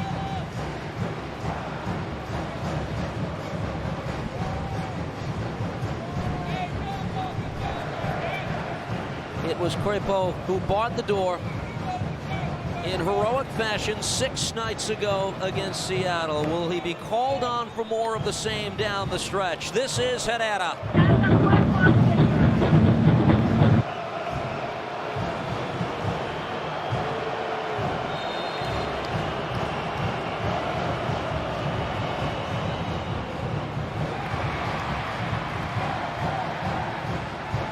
Vela plays it out of the danger area and tumbling to the ground is Palacios as he ran that ball out to the middle of the park.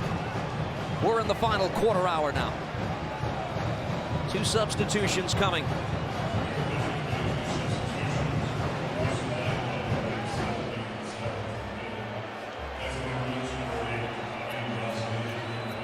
Brad Smith into the match for Quinones. Ulferson.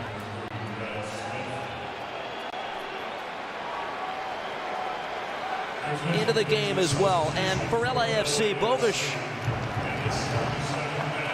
is the first sub employed by Steve Cherundolo tonight.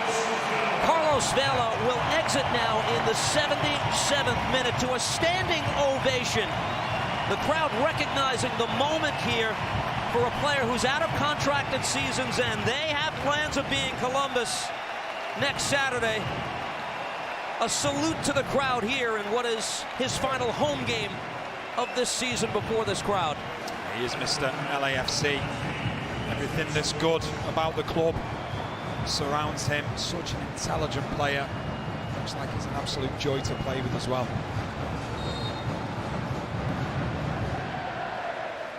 Bogusz, the first year MLS midfielder, trying to seal this for LAFC. It's an active Oliveira who's been wonderful tonight, interchanging with Vela as a 9 or a right wing, and a lot of energy from number 25 tonight. This is Herrera.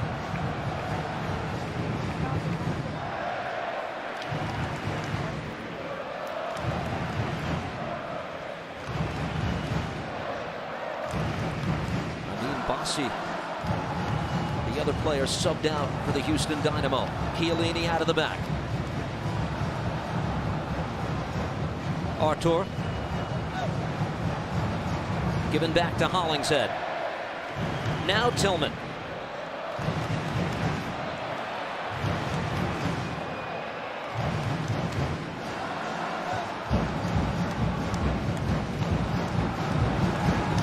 Smith operating on that left side for the Houston Dynamo. The man entering wearing number 3.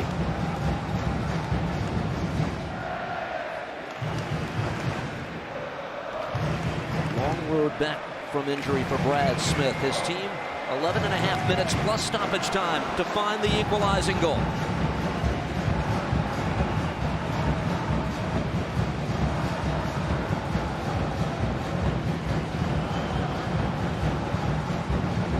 Sent ahead by Ilya.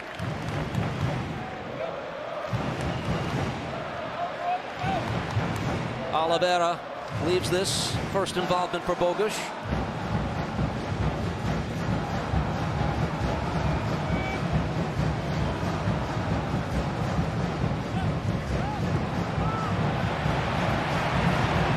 Bogusz again. Switch to the left, waiting on this, Danny Bouanga. Facing goal, backs up the Houston defense. This ball played across, takes a deflection in. It's an own goal.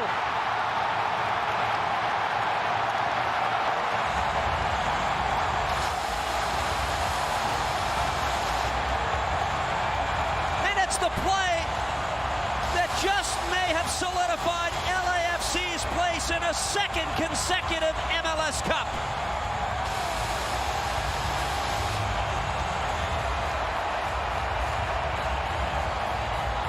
Escobar looks to the sky in disbelief. 2-0 LAFC. Well, the different emotions from one week to the next. Escobar, the hero last week against SKC with the winner. And this, he may just have scored the own goal that takes LAFC to MLS Cup. But it's the first time really that we've seen Palacios get forward. He's put it into such a dangerous area, and it's a difficult situation for Escobar because he knows he has to come and win the ball, but he just gets it all wrong and he puts it into the back of his net. You see the Houston players straight up to him to get his head up and get on with the game. But the contrasting emotions of football are absolutely incredible from one week to the next. If there's such a thing as the most famous cross in MLS history, Palacios probably delivered that last year on the equalizing goal by Gareth Bale in MLS Cup. His service here leads to his team's second. And LAFC can see the finish line perhaps. 81 minutes in the books. On the front foot again. Tillman to the far side. Christian Oliveira tries to work this across. Cleared away by the Dynamo. They'll concede the throw.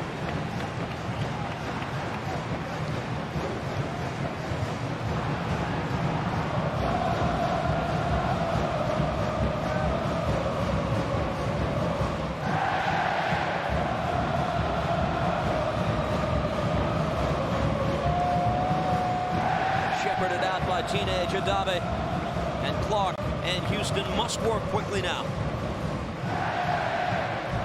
This team that's been a marvelous story, qualifying for the playoffs only once since 2014 prior to this season.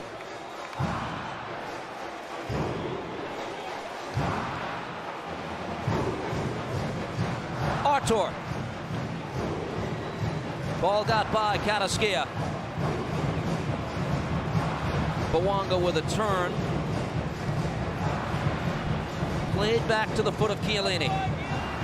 Now Murillo lets Hollingshead have it. His goal started it all. Played ahead by Tillman. And And the fans now at BMO Stadium in song with the lead too. Acosta fills the lane in the initial pass. This comes to Karaskia. Wants to switch to the left. Smith was there, but that's intercepted again. And Sviatchenko will head this away. When you look at LAFC, it's been such a professional performance. They've nullified Houston, and then when they've had the opportunities, been efficient in front of goal. Change in the midfield. Acosta's night and done. Cherundolo will bring on the homegrown 19-year-old Nathan Ordaz to take his place.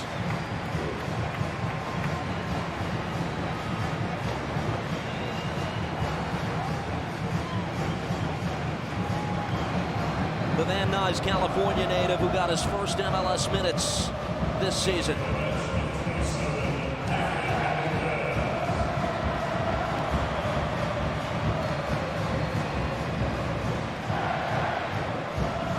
Much of this cast returning from a year ago, but they did have to replace key pieces from last season. Bale, Chicho Arango, important depth players like Opoku, and here they are on the verge of a return trip to the final. Herrera played back, Escobar under pressure, and Clark gets it away.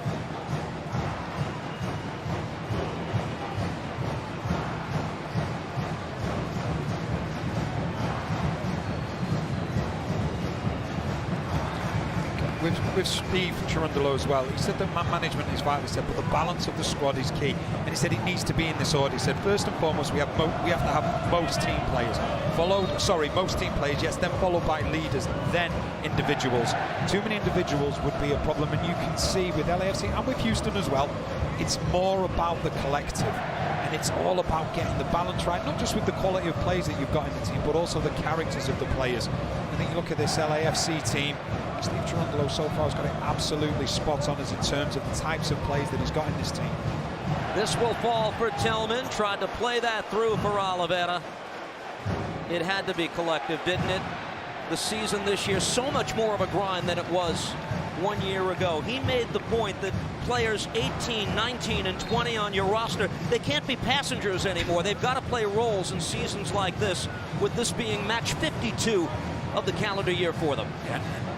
I think people will point at it and go, well, hang on a second, what about Boanga and all the goals that he scored? He's still a team player. He's still part of the collective.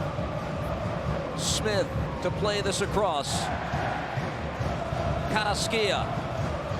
Coco Karaskia wants Dorsey. Not enough on the pass. And now taken back by LAFC. Palacios will work it ahead for Boanga. Tug of the shirt from Artur. Referee let that go. Taken here. Now the late call, and they'll pull this back for a free kick. It's great defending once again for Palacios.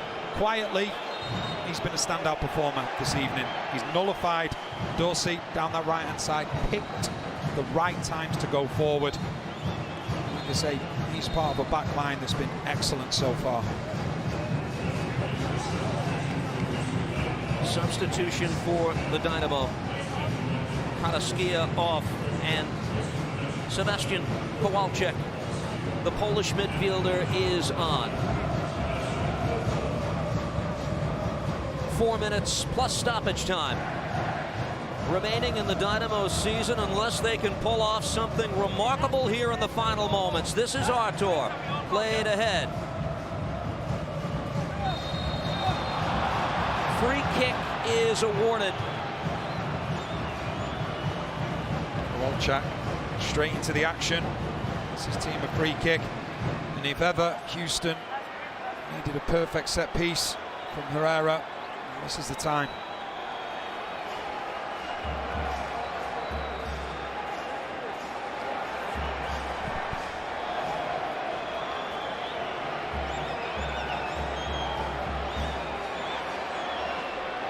For Hector Herrera and the Dynamo, has to be now.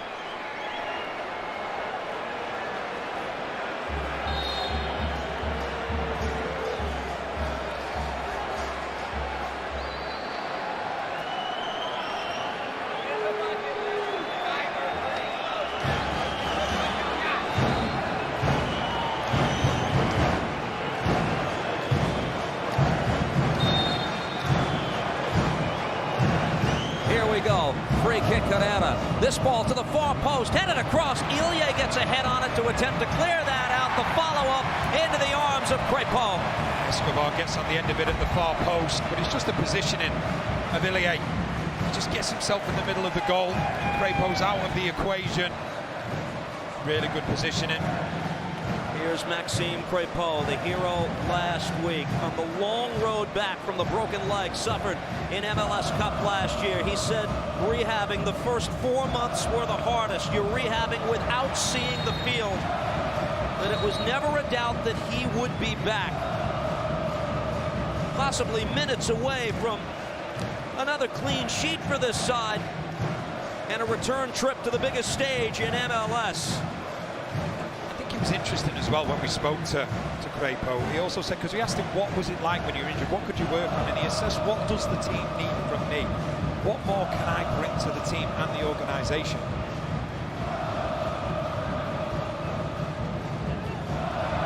Oliveira causing havoc, wanted to take that into the box, broken up. Following up, Ilya to win it right back.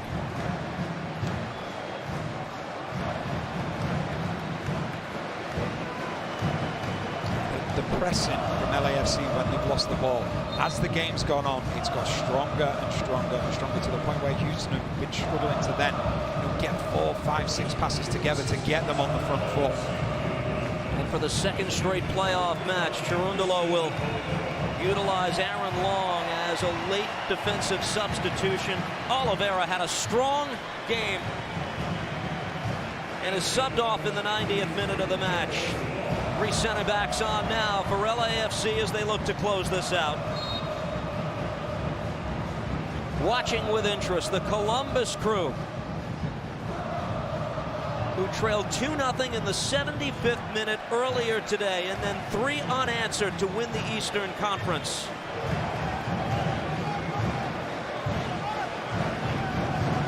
What do the odds makers say? The defending champions would go into lower.com field. Second straight final it would be for them, but this time as the road team. Palacios.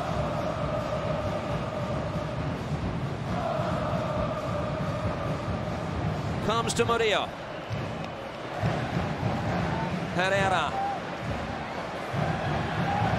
Battling deep in his own area. Foul is against LAFC. Palacios again, plays this across, that's broken up. It's a corner coming up. 8 minutes of stoppage time posted by the 4th official. Well, Houston just need to change things around, because once again LAFC to continue to be the ascendancy. And Palacios, just seen him since the goal starting to venture forward a little bit more. Houston, they just need, they've got 8 minutes, it's a long time in football. They need to get on the front foot and get higher up this pitch. The return for Bouanga. Denny Bouanga continues on the left foot, works this across. Ball takes a deflection in the 18. Now a long-range shot goes wide. It was Hollingshead looking for a second. It's great skill from Bouanga initially. The ball comes to Hollingshead. Just takes the touch, takes the strike. It's a good enough strike. Struck sweetly, but just the wrong side of the post.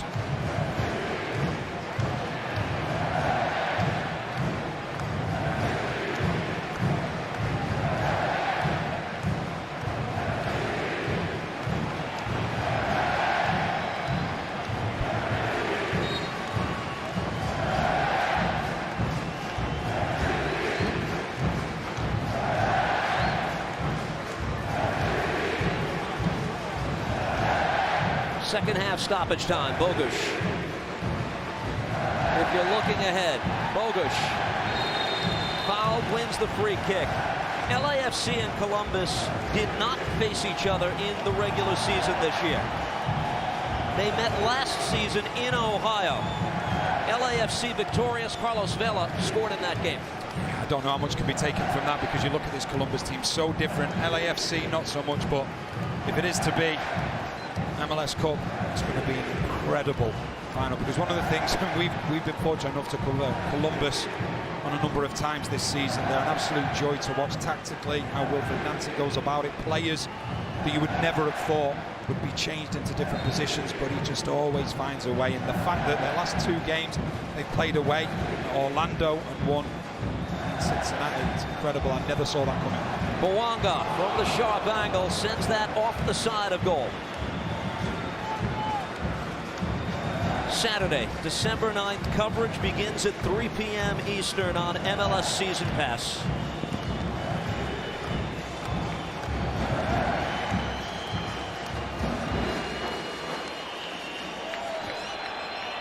Sviatchenko out of the back.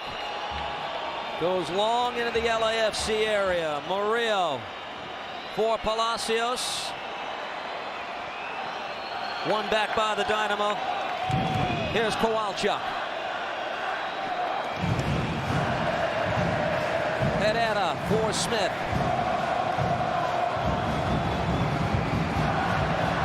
Laid off Tillman for a Houston throw. As the fans turn it up a notch now. In Los Angeles, this ball takes a deflection to the top of the 18. Cleaned up by LAFC. Adebe able to win this back. Long range shot from distance is off frame. And a frustrated Artur walks back. What a story. A trophyless season so far, but they appear to be a win away from changing that. It wasn't here, it was at the Rose Bowl that fans of the black and gold watched LAFC collapse in a Leagues Cup quarterfinal versus Monterrey, a game that saw a 2-goal lead disappear.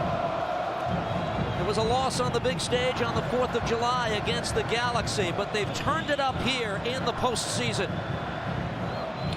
They have. It's been key, and I think if you go back to the Champions League run as well, a 2-legged final, after that game they lost 5 of their next 8. But mentally they got themselves all back on the same page, and they've just grown from there. They've come into the playoffs in really good form, as Houston have. It's just the game plan. I think the game plan has been absolute perfection from Steve Cherundolo. Nullified Houston's threats, been happy to sit back and sort of play as the away team even though they've been at home, and that's what this stage of the season is all about. It doesn't have to be pretty on the eye. What it needs to be, it's about winning, it's about getting results, and like I say, the game plan from LAFC this evening has been absolutely brilliant. And it appears this remarkable run by the Houston Dynamo, this resurgence. Ulferson to head this ball back. After 3 straight years finishing 25th in the overall table to make the playoffs out of the West as a 4 seed, a 14-win team in a first year under Ben Olsen. Remarkable progress. Getting the terrific Herrera to buy in. But that run seems minutes away from ending. 96th minute, down by 2, with the fans in song in LA.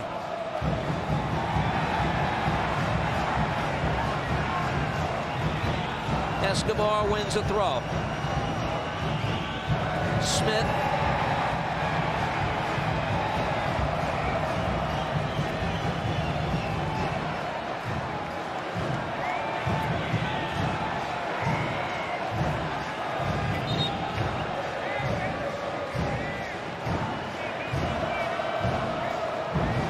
Player shaken up on the far side was Tillman.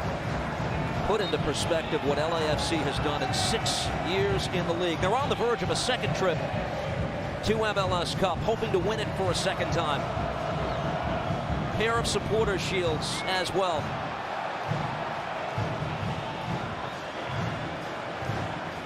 Immediate impact in the league. Escobar turning. Ilya wins the ball. And looking for the exclamation point here. Danny Mwanga moving in. Mwanga tripped up by Dorsey. What'll Rivas say?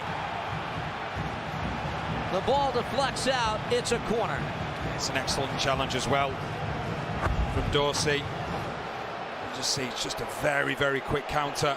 See Mwanga when he takes the pass, he's in his own half, but then the way that Dorsey's able to get back and make the challenge seems there. He does win the ball. You just look at the angle, he wins the ball.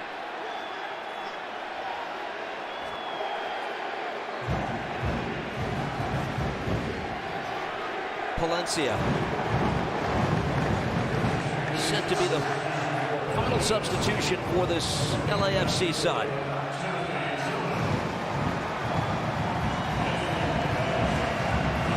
Timothy Tillman comes off.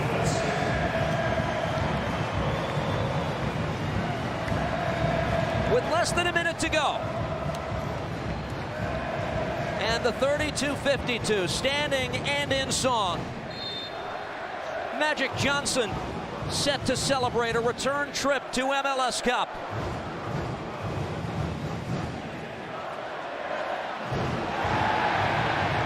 Edge of the 18, Rivas lets that contact go. They win it back again.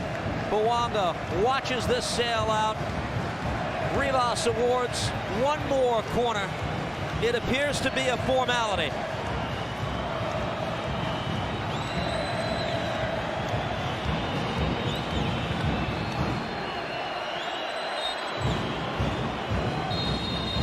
And in the City of Angels, look who has wings again. Flying high, this time to Ohio, and a return trip to MLS Cup is LAFC.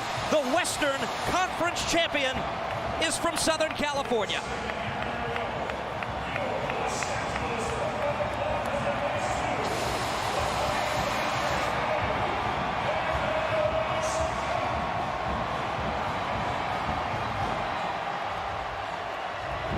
They did this in different style, didn't they? The last goal they surrendered was in the opening match of round one, the 40th minute against Vancouver. They kept it clean since that point.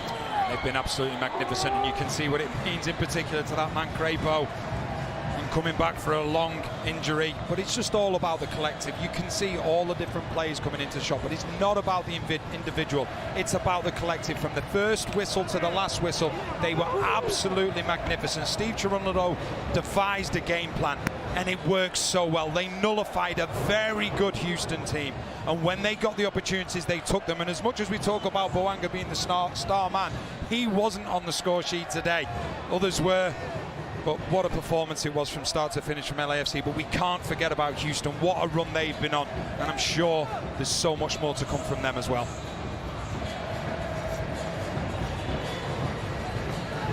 Denny Bouanga didn't find the back of the net. One of his teammates did. There was an own goal on top of that to do the trick, as LAFC advances to MLS Cup with a 2-0 victory. This is the moment of the match presented by JCPenney. And this is what got everything going for LAFC. Two defenders involved. First of all, Chiellini, and then see the follow-up from Hollingshead in the right place at the right time. Anticipation, and that set LAFC on their way. And after that, there was no looking back.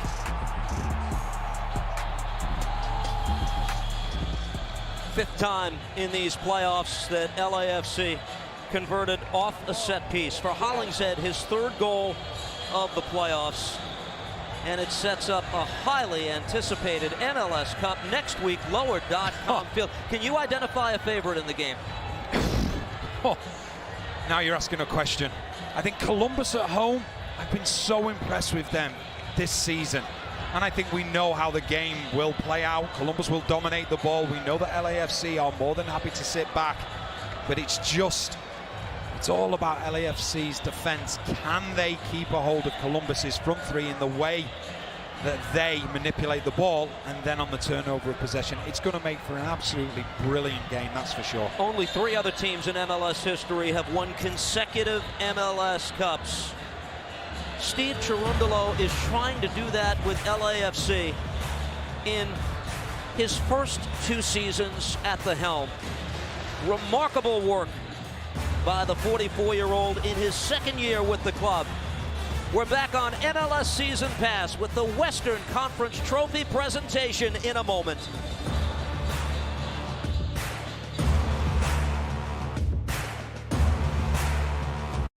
There are trucks, then there's the truck, GMC Sierra. Available with the V8 engine.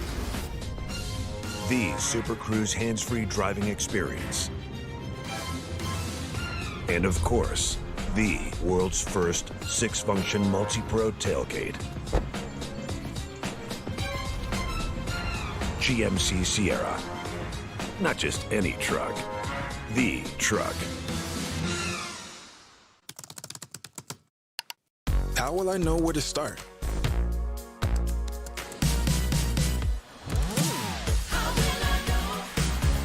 Striving for more isn't just for the field, it's for life.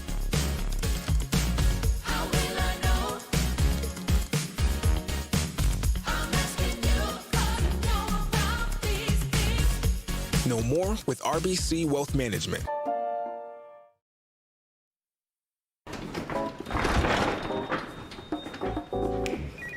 Hi, it's Major League Soccer. No, you're looking for Beckham. I'm Beck. Noah Beck. All right, team, it's the marketing plan for 2023. Hey, everyone. Sorry I'm late.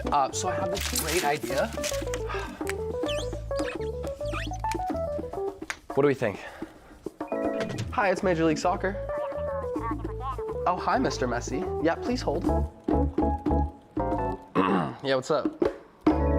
Hi, it's MLS.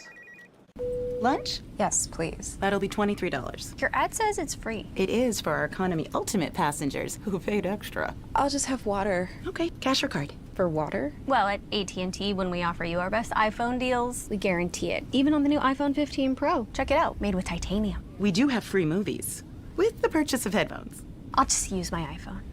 Only AT&T gives everyone our best deals on any iPhone with any popular plan. Guaranteed. Get iPhone 15 Pro on us.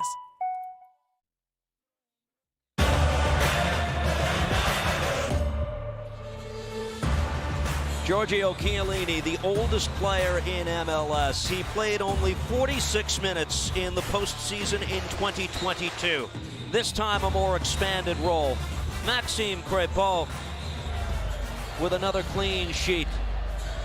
And LAFC on its way to MLS Cup by virtue of their 2-0 win here in the Western Conference Final. We're awaiting the trophy presentation as the LAFC players make their way to the stage.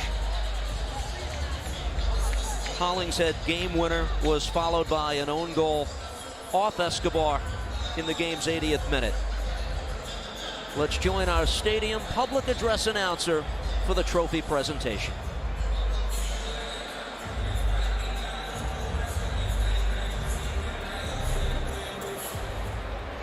Ladies and gentlemen, please turn your attention to the midfield stage and welcome Major League Soccer Executive Vice President of Sporting Product and Competition, Nelson Rodriguez, who will present the Western Conference Championship Trophy to LAFC.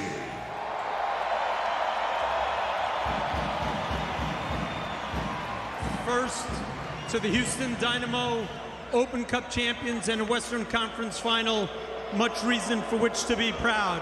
But tonight belongs to LAFC. Next week, you'll have a chance to add a second star above your crest. Tonight, your Western Conference champions, claim your trophy.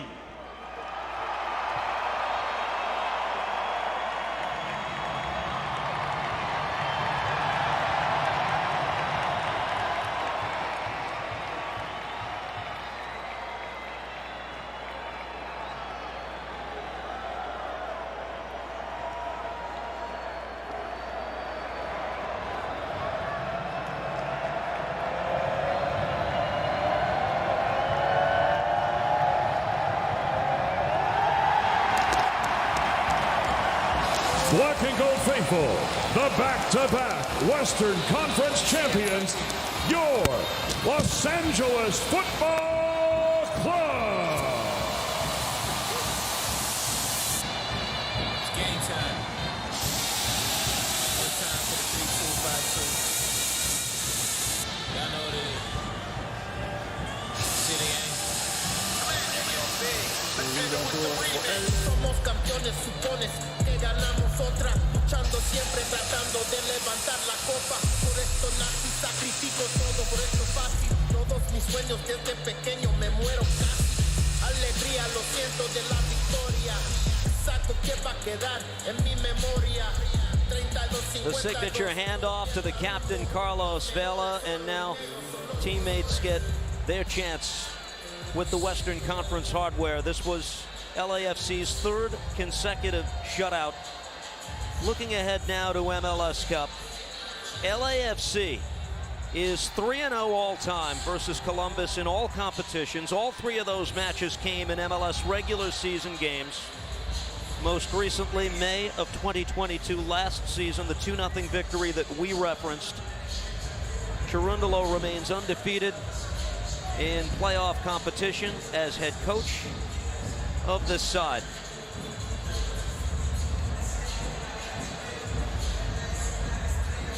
The goals came this way. Bouanga didn't find the back of the net. Neither did Vela, but Hollingshead did. Yeah, never discount set pieces, and it's exactly how LAFC took the lead. Hollingshead, he reacts to the initial header from Chiellini, then just spilling off Clark.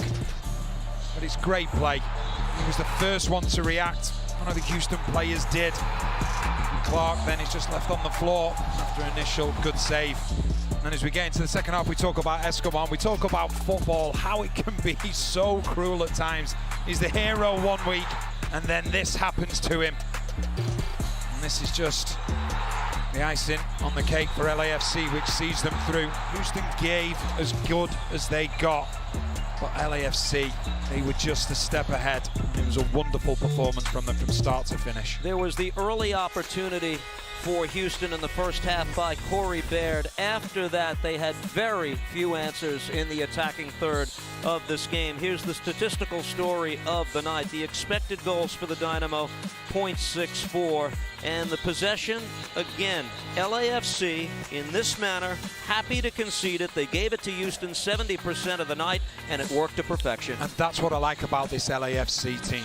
They have a plan A, a plan B, a plan C, and on and on and on. And we talk about possession, it's all well and good. But from LAFC's perspective, they're like, they will have wanted Houston to have more possession. They didn't want the ball this evening because they knew the more possession that Houston had, the more opportunities LAFC were going to have on the break. And that ended up being the case. And they were just efficient in front of goal. And like I say, it was a wonderful team performance from start to finish from an LAFC team that now will enjoy this evening, but then they will get ready and they'll have Columbus on their minds for next week. Carlos Vela has at least one more game in an LAFC uniform. It's next Saturday. It is at Columbus for the big prize MLS Cup, which will be at stake. We'll wrap our coverage from BMO Stadium in Los Angeles in just a few moments. The West belongs to LAFC.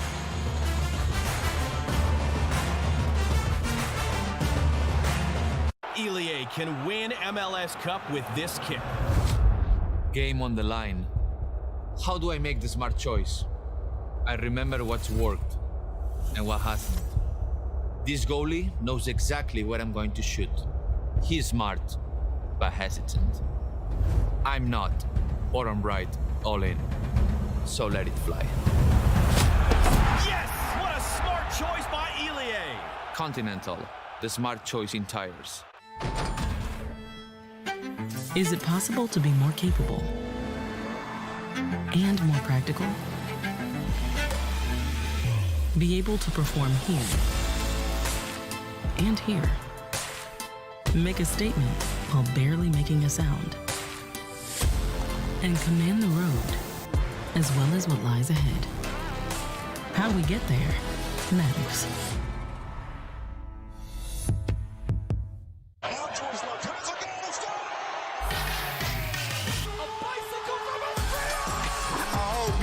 Ready. I hope y'all ready. I hope y'all ready. I hope y'all ready.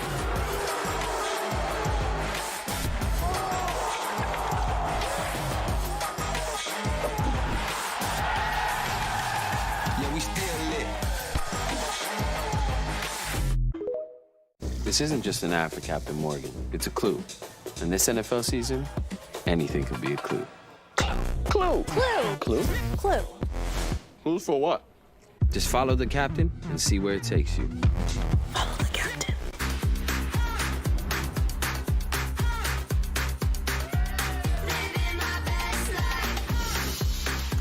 New IHG1 Rewards. 18 hotel brands. One loyalty program that lets you guest how you guest.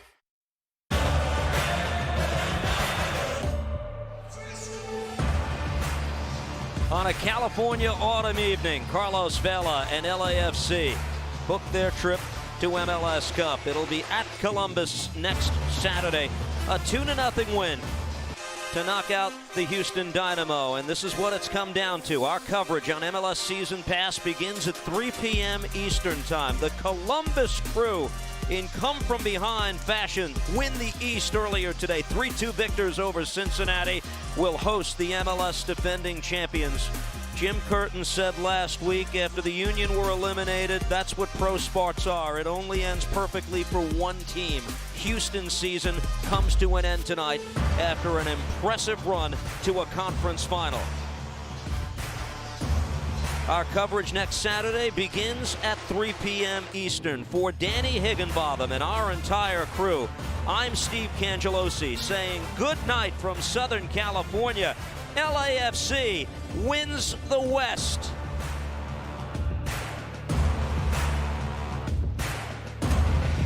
This copyrighted broadcast of Major League Soccer may not be retransmitted, reproduced, or rebroadcast without the express written consent of Major League Soccer.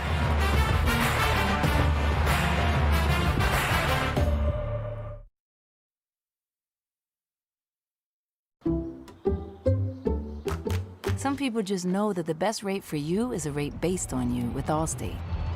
Because you know that just because it fits in the cup holder doesn't make it to go. And you know how to brake without breaking everything. And you're definitely not doing, okay, I don't even know what this is, but you're definitely not doing that. With Allstate, you're connected to a rate based on you. This isn't just an ad for Captain Morgan. It's a clue. And this NFL season, anything could be a clue. Clue. Clue. Clue. Clue. Clues for what? Just follow the captain and see where it takes you. Follow the captain. Scan it quick! It's heavy!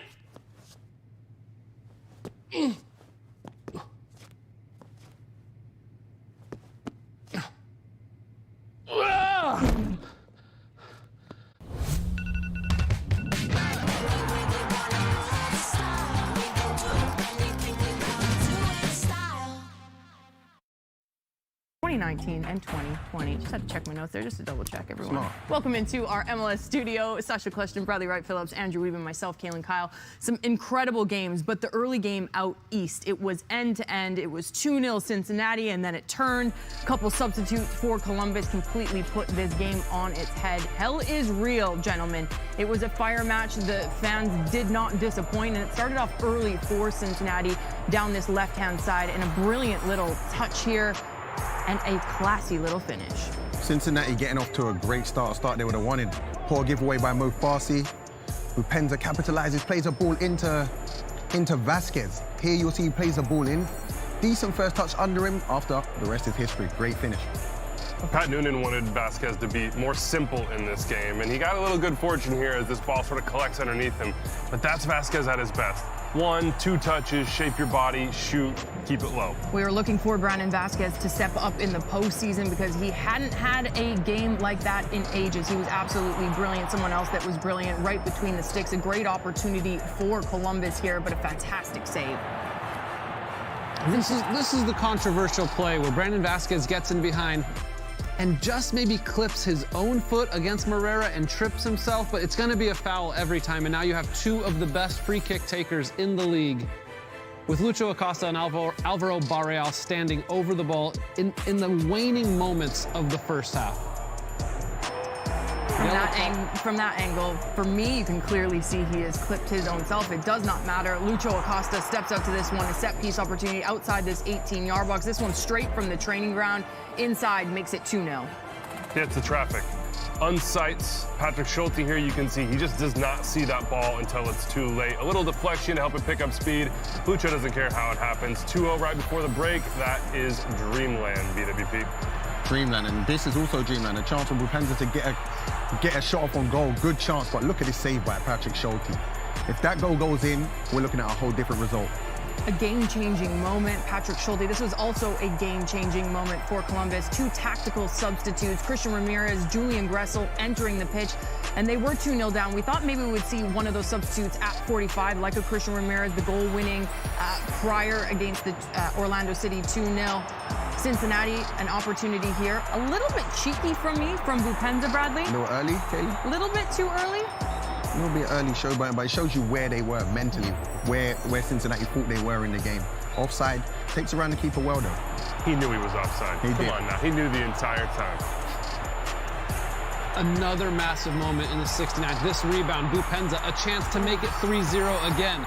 Another massive save by Schulte. The rebound comes back off of Bupenza's hand. It ends up in the back of the net, but will call back for a handball. But that was 2 moments where Bupenza could have ended this game at 3-0. We go the other way. It's a cross from Gressel, an own goal from Powell. It's a good run from Christian Ramirez to the near post. And this game is totally flipped. A disappointing one, sorry, Andrew, for Elvis Powell, though. They did have that goal line save in that first 45 minutes. He does collect the own goal here. It's 2-1 in favor of Cincinnati, and it was Columbus continuing to pour it on. You guys love this little touch from Christian Ramirez, but the ticky-tack of football inside this 18, a brilliant team goal for Columbus. I mean, ticky-tack, but first it's the cross and it's the run to drop off the back line from Christian Ramirez. That little blind touch, the deftness there, and then the numbers in the box. And that's what the Crew didn't have in the first half. Numbers inside the 18, putting Cincinnati in positions to have to defend in chaotic moments. And you can see now Columbus, they smelt blood. When they got that equalizer, they knew they were on top in the game. And look at that for a ball by Cucho. Unlucky by Christian Ramirez. Almost hits it too well. You almost want to shank that sash, hit it wrong. From the 75th minute on, this game had one team playing, and that was the Columbus Crew, the only team that was looking likely to get a game winner. And it's another substitute, Kevin Molino, cutting inside on his right foot, too much time and space in the box, and a great ball to the back post, unselfish header from Cucho Hernandez, and Christian Ramirez is there again. Watch Cucho Hernandez drifting at that back post all alone, and the unselfish header. Even his movement to get to the front post takes Murphy out of that spot where Cucho eventually gets the header back across the box. Brilliant play all round. Wilfred Nancy showing the tactical adjustments and the substitute he made in this match were the difference maker. A brilliant little cross from Kevin Molino, who started on the bench. They continued to pour it on here. You can see Lucho Acosta just not happy, and it was Columbus taking the 3-2 win on the road at TQL Stadium. Lucho goes down. He is absolutely distraught. The Shield winners are out. The MVP is done. Kevin Molino played 55 minutes in the regular season. Makes a difference here. Same for Christian Ramirez. The depth, the fitness, the belief from the Crew was the difference as they take a Hellas win reel that goes down in history. Columbus Crew. The emotions post-match were the tear jerkers for me that showed just how hard they've worked to get to this moment. We started off with 18 teams, then we came down to these 4 and final teams. Officially, gentlemen, it is LAFC taking on the Columbus Crew. December 9th, the final out in Ohio. Columbus showing that they will play home in front of the home crowd and against a very good Denny Bouanga side. We caught up with Wilfred Nancy post-match. I was really pleased in terms of the tactical aspect, but again, I don't mind the tactical aspect. I mind the mindset, the resilience that they have, and for me, this is the big. I'm really proud of that because, as you know, we struggle a bit during the year to win away game, but I knew that if we were able to trust the process, we were able to do it, and tonight they did it. So really happy for them.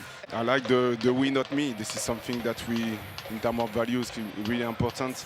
And yes, I wanted to do it a little bit earlier, but I wanted to find a good moment and also to give the right information because we needed to adjust also the team, with these 2 guys. So they did it well and really good. Well done. Wilfred, congratulations on winning the Eastern Conference. Safe travels back up I-71 to Columbus. We'll see you on Saturday for MLS Cup. Thank you. Bye-bye. What a week it's been for you. The game-winning goal in the semifinal in extra time. Your wife gives birth to your 3rd child on Monday. Then the game-winning goal in extra time in the Eastern Conference final. Are you exhausted emotionally, first of all? How are you doing? No, I'm so thankful. Yeah, it's been a whirlwind of a week. One more victory to go. I wanted this one so badly, so the little man's first game could be next week, and MLS Cup in Columbus. Super thankful. I kept my hospital bracelet on just to remind me of him. But yeah, I'm just happy I could do my part. Little man's name is Cash. You have been Cash Money since he came into this world. Just talk about how your relationship with Cucho, the type of player he is. Christian, you have to evolve your game. You're coming off the bench now, but yet there seems to be a life and an energy between you two when you come into the game. Yeah, I think we feed off of each other. He trusts me, I trust him, and I noticed how aggressive they were playing him. So I tried to make sure that center halves had something to deal with and were pinned back so that he could create more and get more space. And I think you saw that. They were focused on me initially when Kevin picked up the ball, and then he was wide open. And what a play by him to give me my easiest goal of my career. A massive congratulations to Christian and Valerie, his wife, on the birth of their baby boy on Monday.